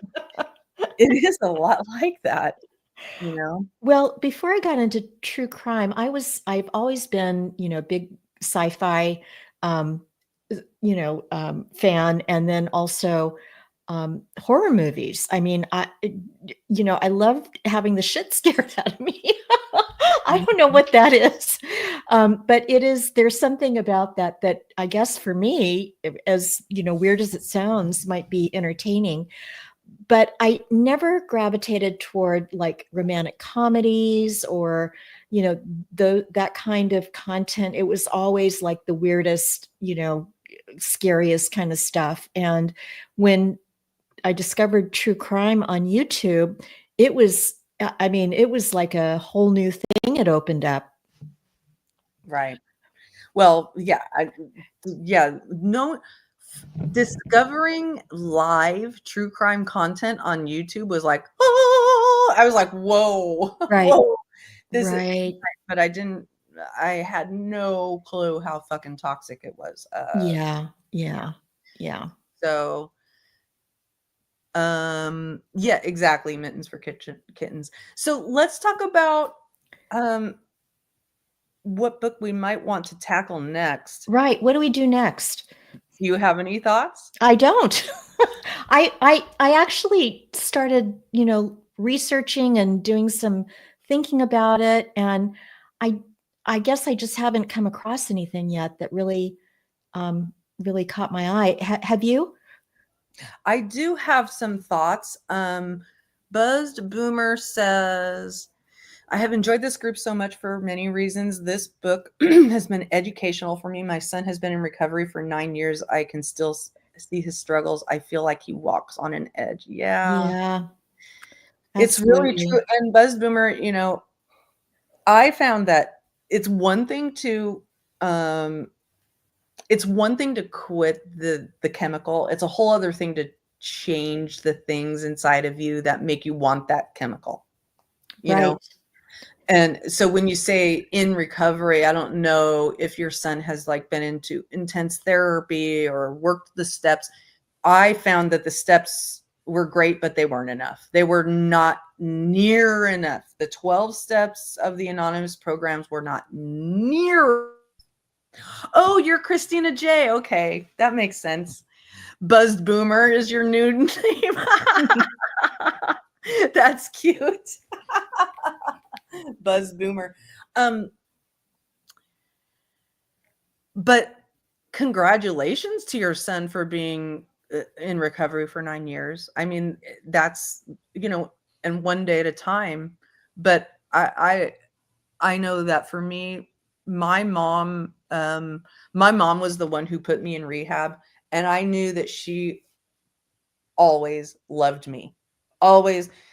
Like, even if she was, if she had to be tough on me, if she had to put me in rehab, if she had to do something for me to help me that I didn't like, I knew that she loved me. So I was never disowned by her. I was never completely just shut out of her life. She was always there for me, but she didn't enable me. She never enabled me. And I have so much respect and admiration for my mom for doing that. And I really have a huge amount of sympathy for parents who go through that with their kids. My cousin died of a heroin overdose when he was 30.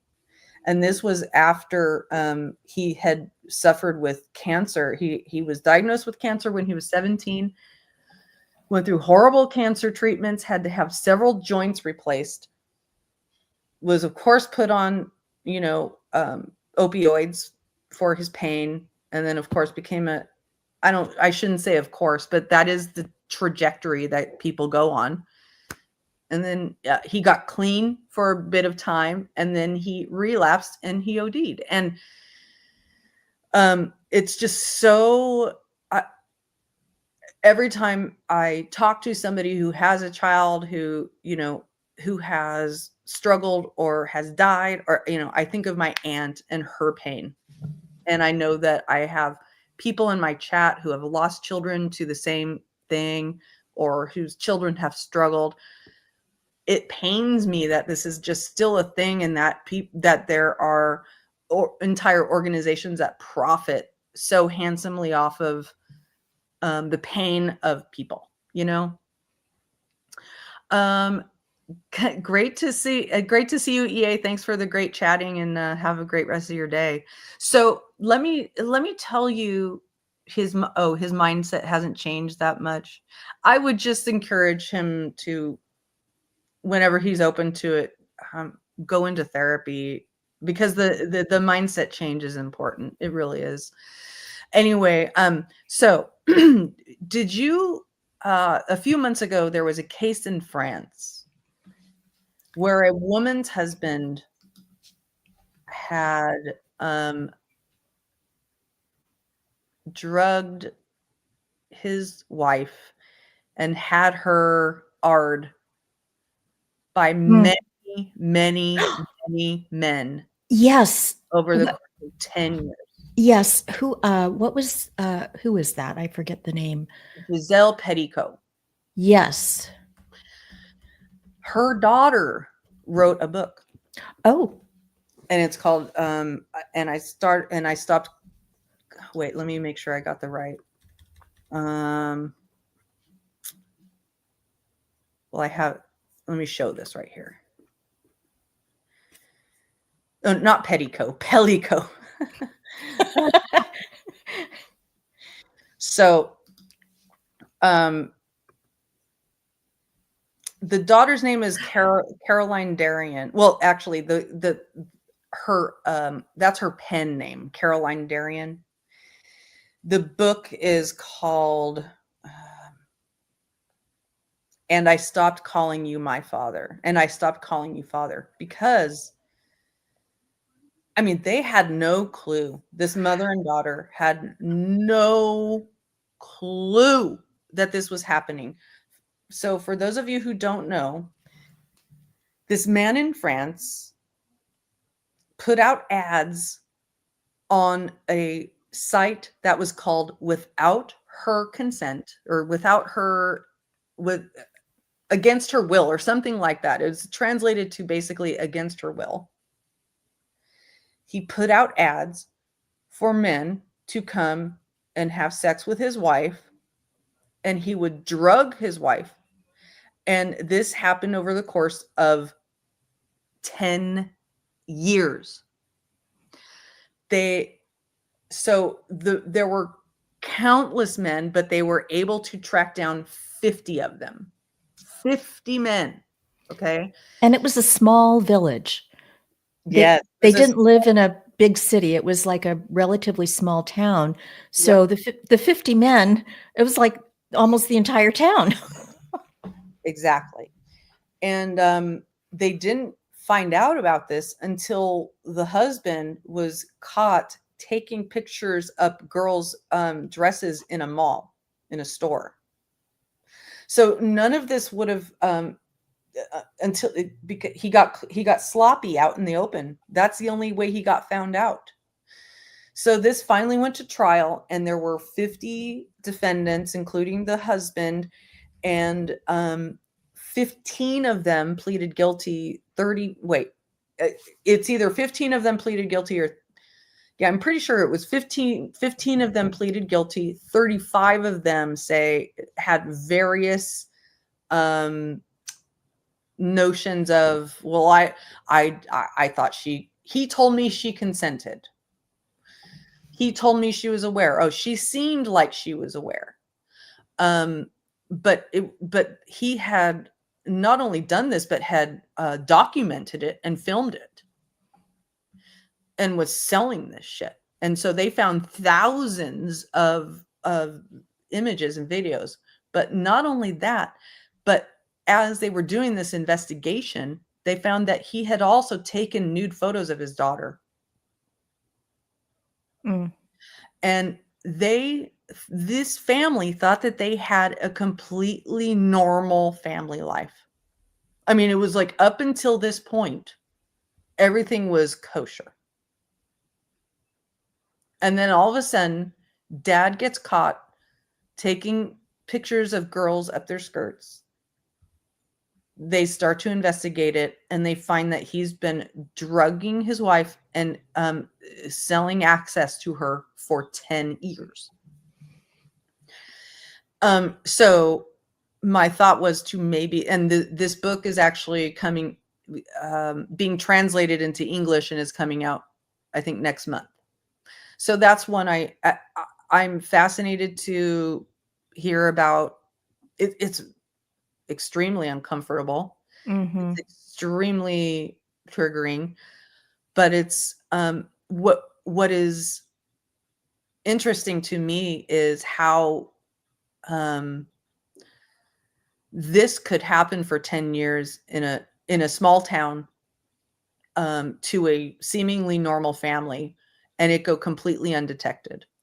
And for it to seem, and for all of those men to do that for so long, and for nobody to have even talked about it or reported it,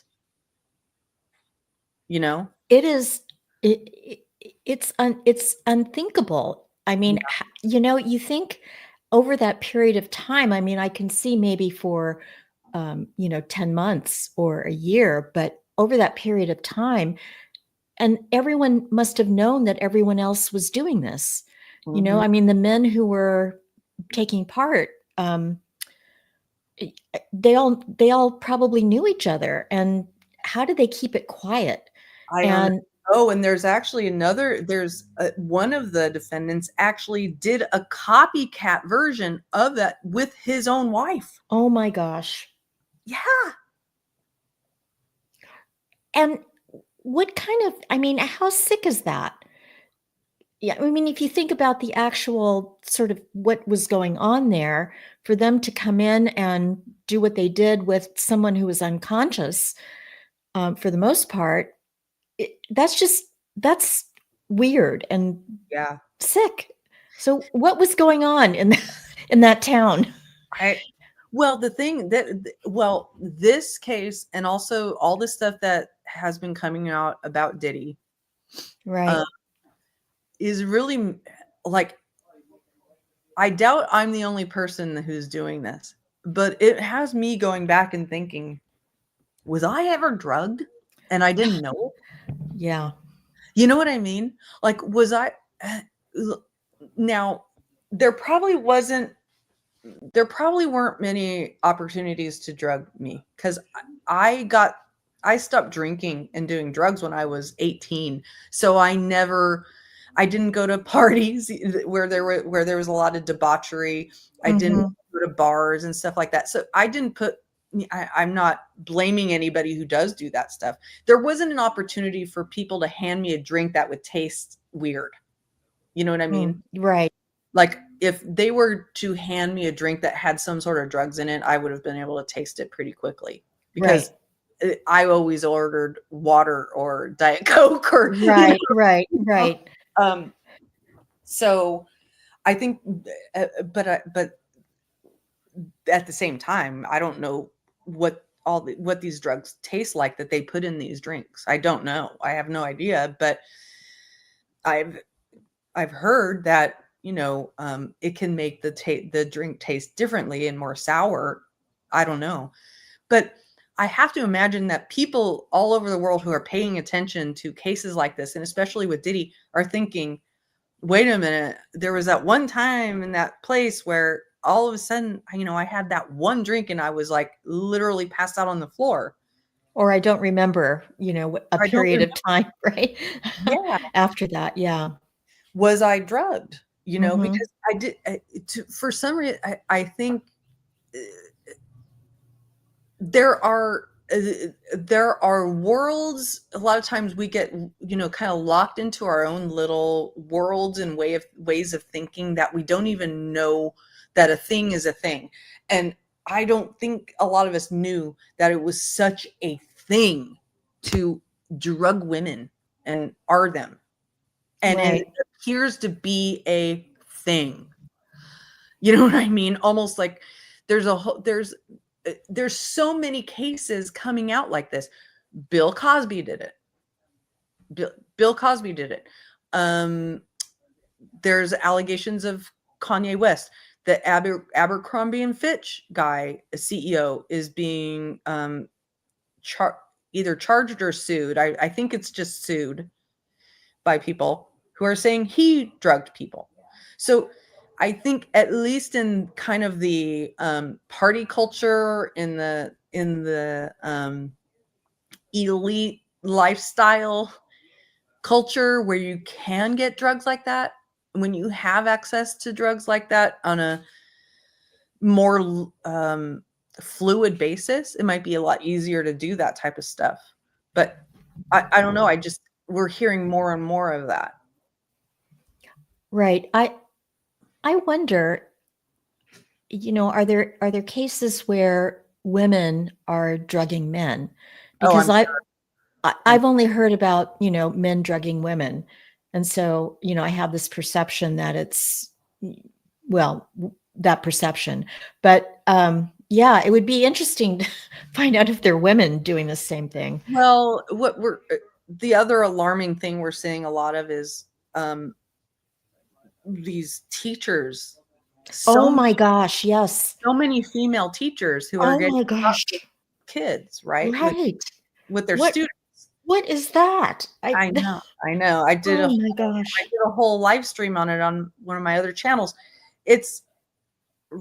And the big question is it just because we're more aware of it? I think it's a combination of boys are now letting go of the notion of that thing that I'm hot for teacher thing where it's cool.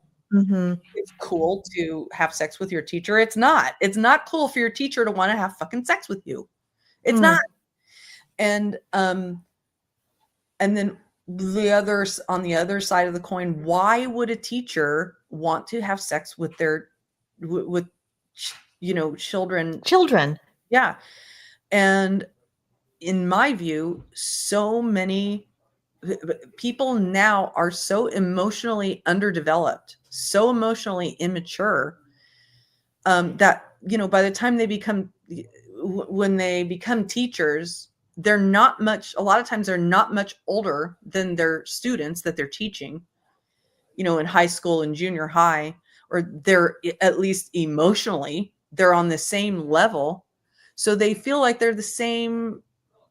Right. They feel they feel like they're the same. Right. And they feel like and so there's also this, I don't know, there must be some undercurrent of, sex between people of any age as normalized. And I don't get it. To me, it's not okay. It's never okay. But in some pockets of the universe, people are taught that sex at any age is okay. And it's not. So that's there's a good thing about the internet where you get to learn that sex at any age is not okay. But at the same time, those same people who would prey on people use the internet to do that. So right. Anyway, so this is an idea for a book. I know I like this idea. That's one idea. Another idea I had was I've always been interested in Elizabeth Smart's story. Her book was written in 2013, so it might be a little bit outdated. I've always been interested in kind of like cult, people who were in cults. Yeah, people who have been groomed into cults and then got out. And right. That whole process. Catherine Oxen, what was her name? Her daughter, right? What is that? Is her name Oxenberg? She was the actress, and her daughter went into, I think it was the Nexium cult. Oh, right. Yeah. That was an interesting one. I don't know if they've written anything about it, but I was just thinking about that when you said it. Yeah. I know there's been a few books written by people who are in cults and are not in them anymore. Like I'm super interested in the whole FLDS. Oh yeah. Yeah. And I'm pretty sure people from that group have written books. But anyway, I'm glad that we were able to get through this book, and it was interesting, a little bit emotional, somewhat of a, you could tell he very much whitewashed himself, and yeah, he whitewashed the ending. It was sugar coated for sure. Yeah, clearly, but also he was, I think he was also honest enough for us to see that he was clearly a very messed up guy. It was really messy. I wonder what happened between the time he finished the book and then the time that he died, because if he was in that spot of being, somewhat free of, the drugs and the alcohol, and I don't know what happened with the cigarettes, but, and then, he clearly, jumped back into something, and the ketamine, I mean, it would be, I don't know what happened in between, but it would be interesting to know what, It just seems like his if he had mental issues. And I mean, it seems like that's always for him, that was one of the things he had operations or horrible medical things, then he needed to get back on painkillers or opioids or something. And that was the start of the downhill for him. Well, they spun it as a depression treatment for him. Yes. Right. Okay. And ketamine isn't used as a painkiller. Right. That It's depression. Right. It's depression and something else. Yeah. My sense is that, maybe after he wrote the book, or, while he was writing the book, maybe even at the time he was writing the book, he was on ketamine, because he talked about ketamine in some of his treatments in the hospitals in the book. That's right. That's right. He probably just really thought it was part of his regimen. Yeah. His, he thought it was like a medical part of his therapy, but then, if he wasn't lying to himself, he'd probably also realize he was probably addicted to it as well. Right. And so what do you do? Do you be honest to your audience and say, oh, and by the way, I'm also addicted to ketamine. I'm hoping to kick it. Hopefully by the time the book is published, I'll have kicked it and I'll be okay. You know what I mean? It's like, what do you do? What do you do? You would hope that somebody could be honest like that, but they won't publish a book that says that. Right. They won't. I was almost hoping for that, though, Yeah. Like in the last chapter, it just felt so, I don't know. It didn't feel as authentic, I guess, to me. Yeah. And I was almost hoping that he would say, yeah, I've been in the place of feeling, I can really kick all this stuff, but at the same time, I'm battling, or I'm challenged with this, that, or the other. And this is reality. Well, but yeah. It was in that last chapter where you see how much his sobriety and everything hung on just a very thin thread, because it took hardly anything for him to be like, jump right back in. Yeah. Well, and then I took a bite into a sandwich, my teeth fell out, and boom, I was, you know what I mean? That was shocking to me. That was I will never forget that part. And I'm trying to envision, like, how does that happen? Yeah. How bad could your teeth be if you bite into a peanut butter sandwich, right, and your front teeth fall out? How does that happen? Well, and you don't notice it.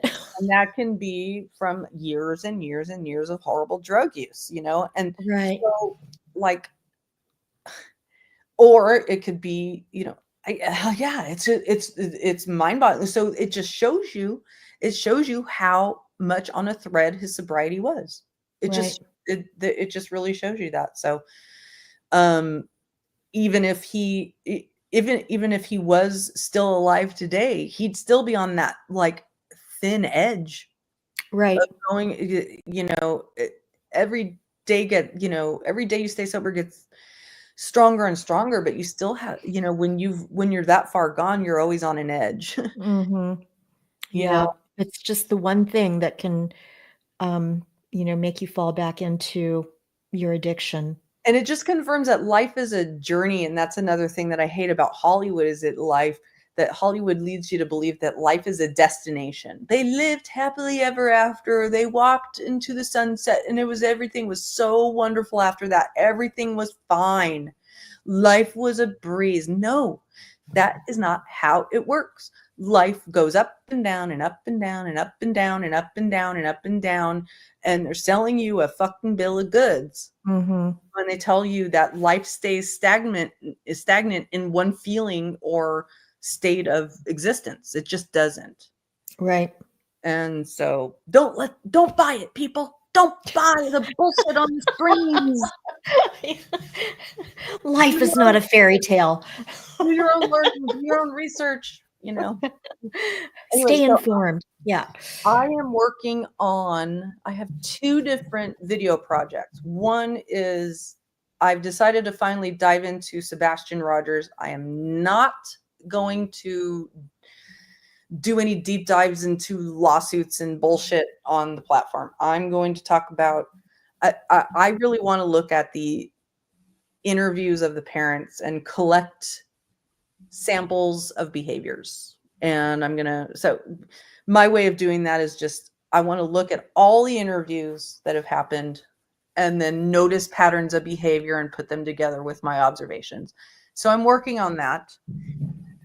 I might have a few things to say about, how the parents have been bothered by people on YouTube. I might have a few things to say about that, because I believe that the lawsuit that came out recently is meant to distract from the criminal behavior of some of the YouTubers. Oh, really? Interesting. Well, Bullhorn Betty Oh has my gosh. 4 Oh, yes. she has 4 protection orders and she's facing criminal charges for breaking them, for violating them. So all of a sudden conveniently there's a fucking huge ass lawsuit that everybody's talking about. Oh, really? Isn't that convenient? Right?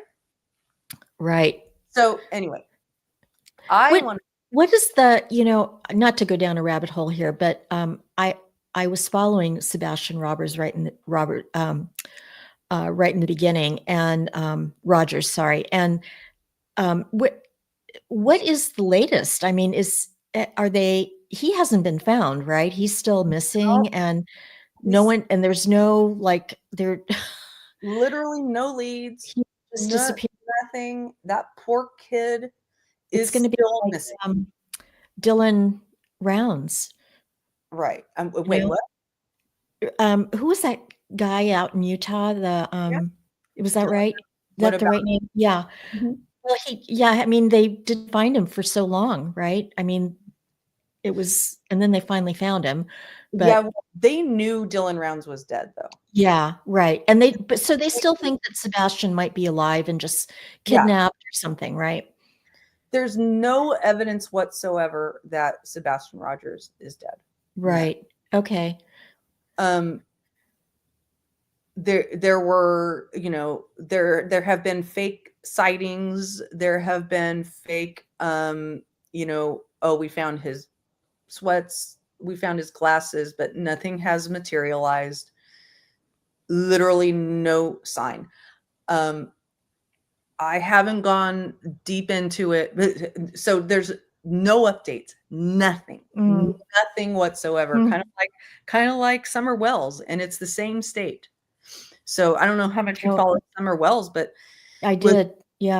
With Summer Wells, I mean, there's still nothing on Summer Wells, and YouTube was heavy on Summer Wells until earlier this year. Right. They were on Summer Wells, and then Sebastian Rogers came around, and all the Summer Wells people went over to Sebastian Rogers and did the same shit on Sebastian Rogers. Right. And, so then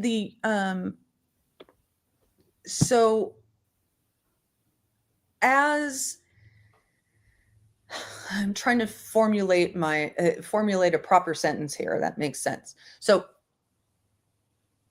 as people start coming on, and as the family starts to come on and do interviews, the father is doing interviews, and then the mother and the stepfather are doing interviews, and really the father is doing all kinds of interviews on YouTube. The mother and stepfather do a couple little interviews here and there, but then they pretty much go quiet. But the father is doing all kinds of interviews, and he's throwing just hella shade on the mother and the stepfather. Oh, interesting. So then all these YouTubers are calling out, why are you saying all this hella shade on the mother and the stepfather? I mean, he's literally implicating them in the murder, or in the disappearance. in Yeah. the disappearance, right? And then And what motive would they have? You know? who knows? I mean, Yeah. who knows? And so then Bullhorn Betty starts literally accusing his mother and stepfather of being involved. And then she starts fucking stalking them. And then she gets filed with restraining orders, and she gets slapped with those restraining orders. She goes on and rants and raves about the restraining orders, saying, I've done nothing, freedom of speech. They're stalking and harassing me. They're stalking and harassing me. And then she goes to court and the restraining orders are granted. And also, in the meantime, even though she has these temporary restraining orders on her, she still goes to Tennessee and violates the restraining orders. And so she gets arrested. Well, that's just stupid. That's right, Buzz Boomer. They also tormented Brandy about Michael Vaughn, Brandy, his mother, and it was and when we now have definitive proof that Brandy had nothing to do with her child being missing, and Michael Vaughn hasn't been found, right? Am I getting that correct? He hasn't been found, right? Michael Vaughn? I don't think so. Right. But anyway,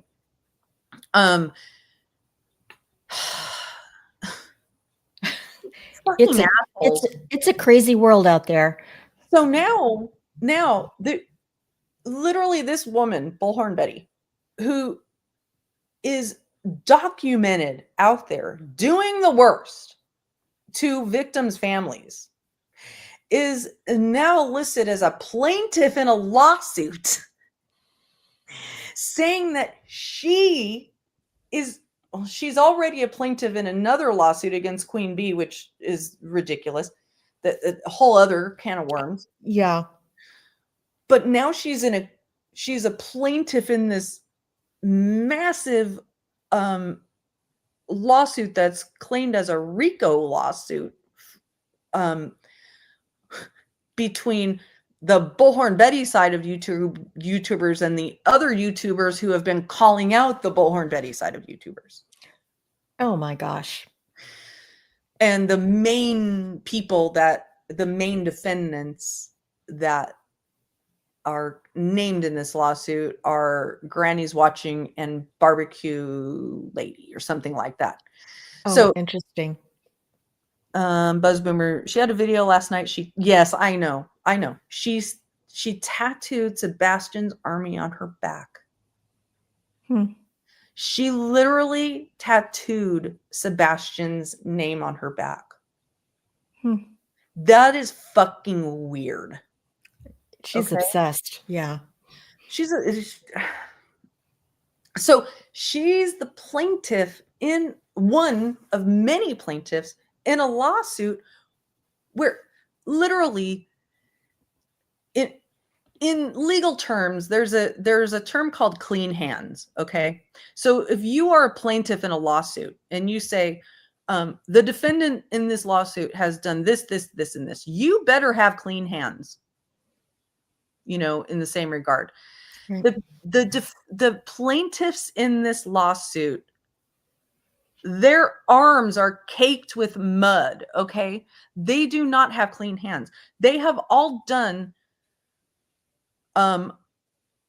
worse, as much or not worse as they are accusing the defendants.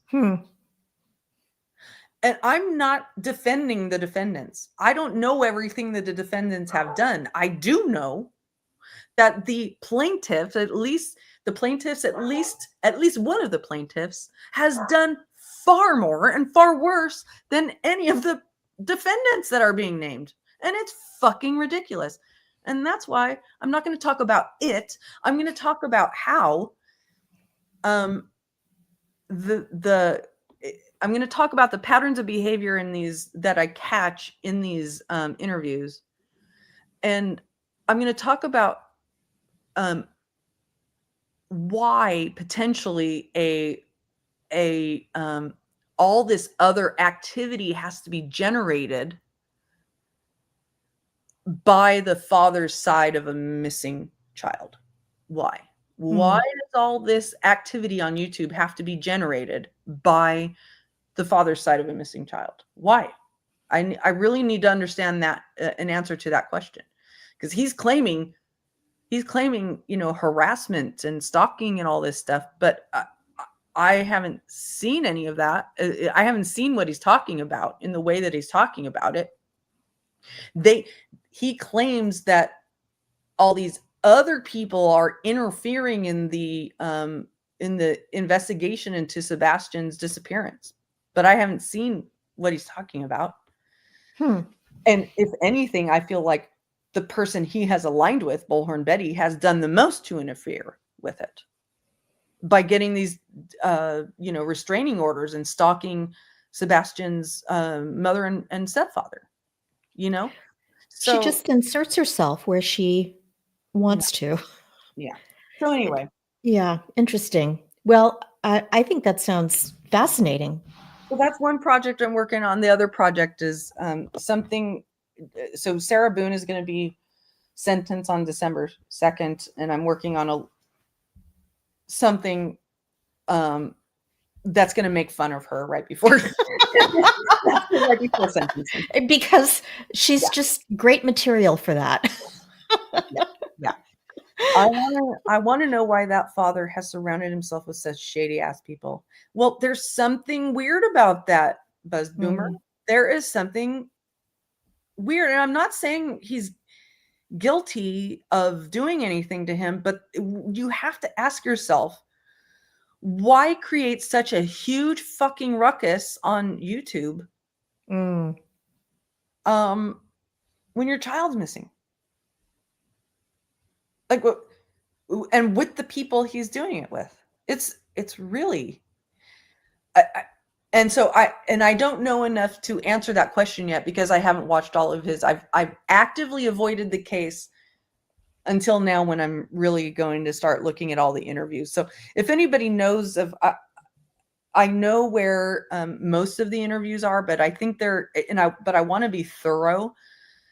So if anybody knows, like, I know that they've done it, like Seth has done interviews with the Pascal Show and T-Rev, and he's done it on Bullhorn Betty's channel, and he's gone on Court TV, and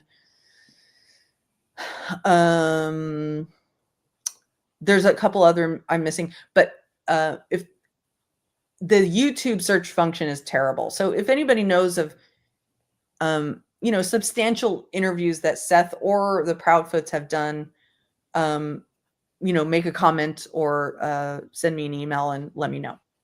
Okay. No, but I was taught that the people you surround yourself with tells a story about you. Yeah, it can. It definitely can. All right. Well, thank you all for being here. Thank you so much for reading this book with me, Cinnamon. I loved it. I can't say, I mean, it was fun in a way, taking out the subject matter, having, I've never been part of a book club. So this is really, right. So, but it was so much fun. I have been telling people about it. Like, yeah, I'm in part of this book club. I got to get home because I got to read. I got to read. There's 5 people waiting for me right now. I know exactly. Yeah, there's 8 people that are exactly. But it's been such a great experience, and I've loved every minute of it in a way of just sort of being part of this group and going through the book together. Because I don't have, I mean, I should read more, but I don't read a lot of books. I read a lot online. And so actually going through a book like this from start to finish and thinking about it, digesting it, analyzing it, talking about it, is something that I just don't do. And it was really, really interesting. That part of it was really fun. Yeah. And it was fun to share this with you, Lynn. I really had a wonderful time. Yeah, same here. And it forces me to read a full book. I know, right? That's me too. As sad as that is, but if I'm going to do it, I'd rather do it with people like this. So, Exactly. so it's all good. All right. Well, thank you so much. Have a great rest of your weekend. Thank you so much, Buzz Boomer. Thank you, everybody who's been here. Thank you for anybody who watches on the replay crew. Thank you, Mittens for Kittens. And I will see you in the next video and in the next book club meeting. Okay, we'll look forward to it, Lynn. Thank you so much. Thank you. Bye. Okay, bye, everyone.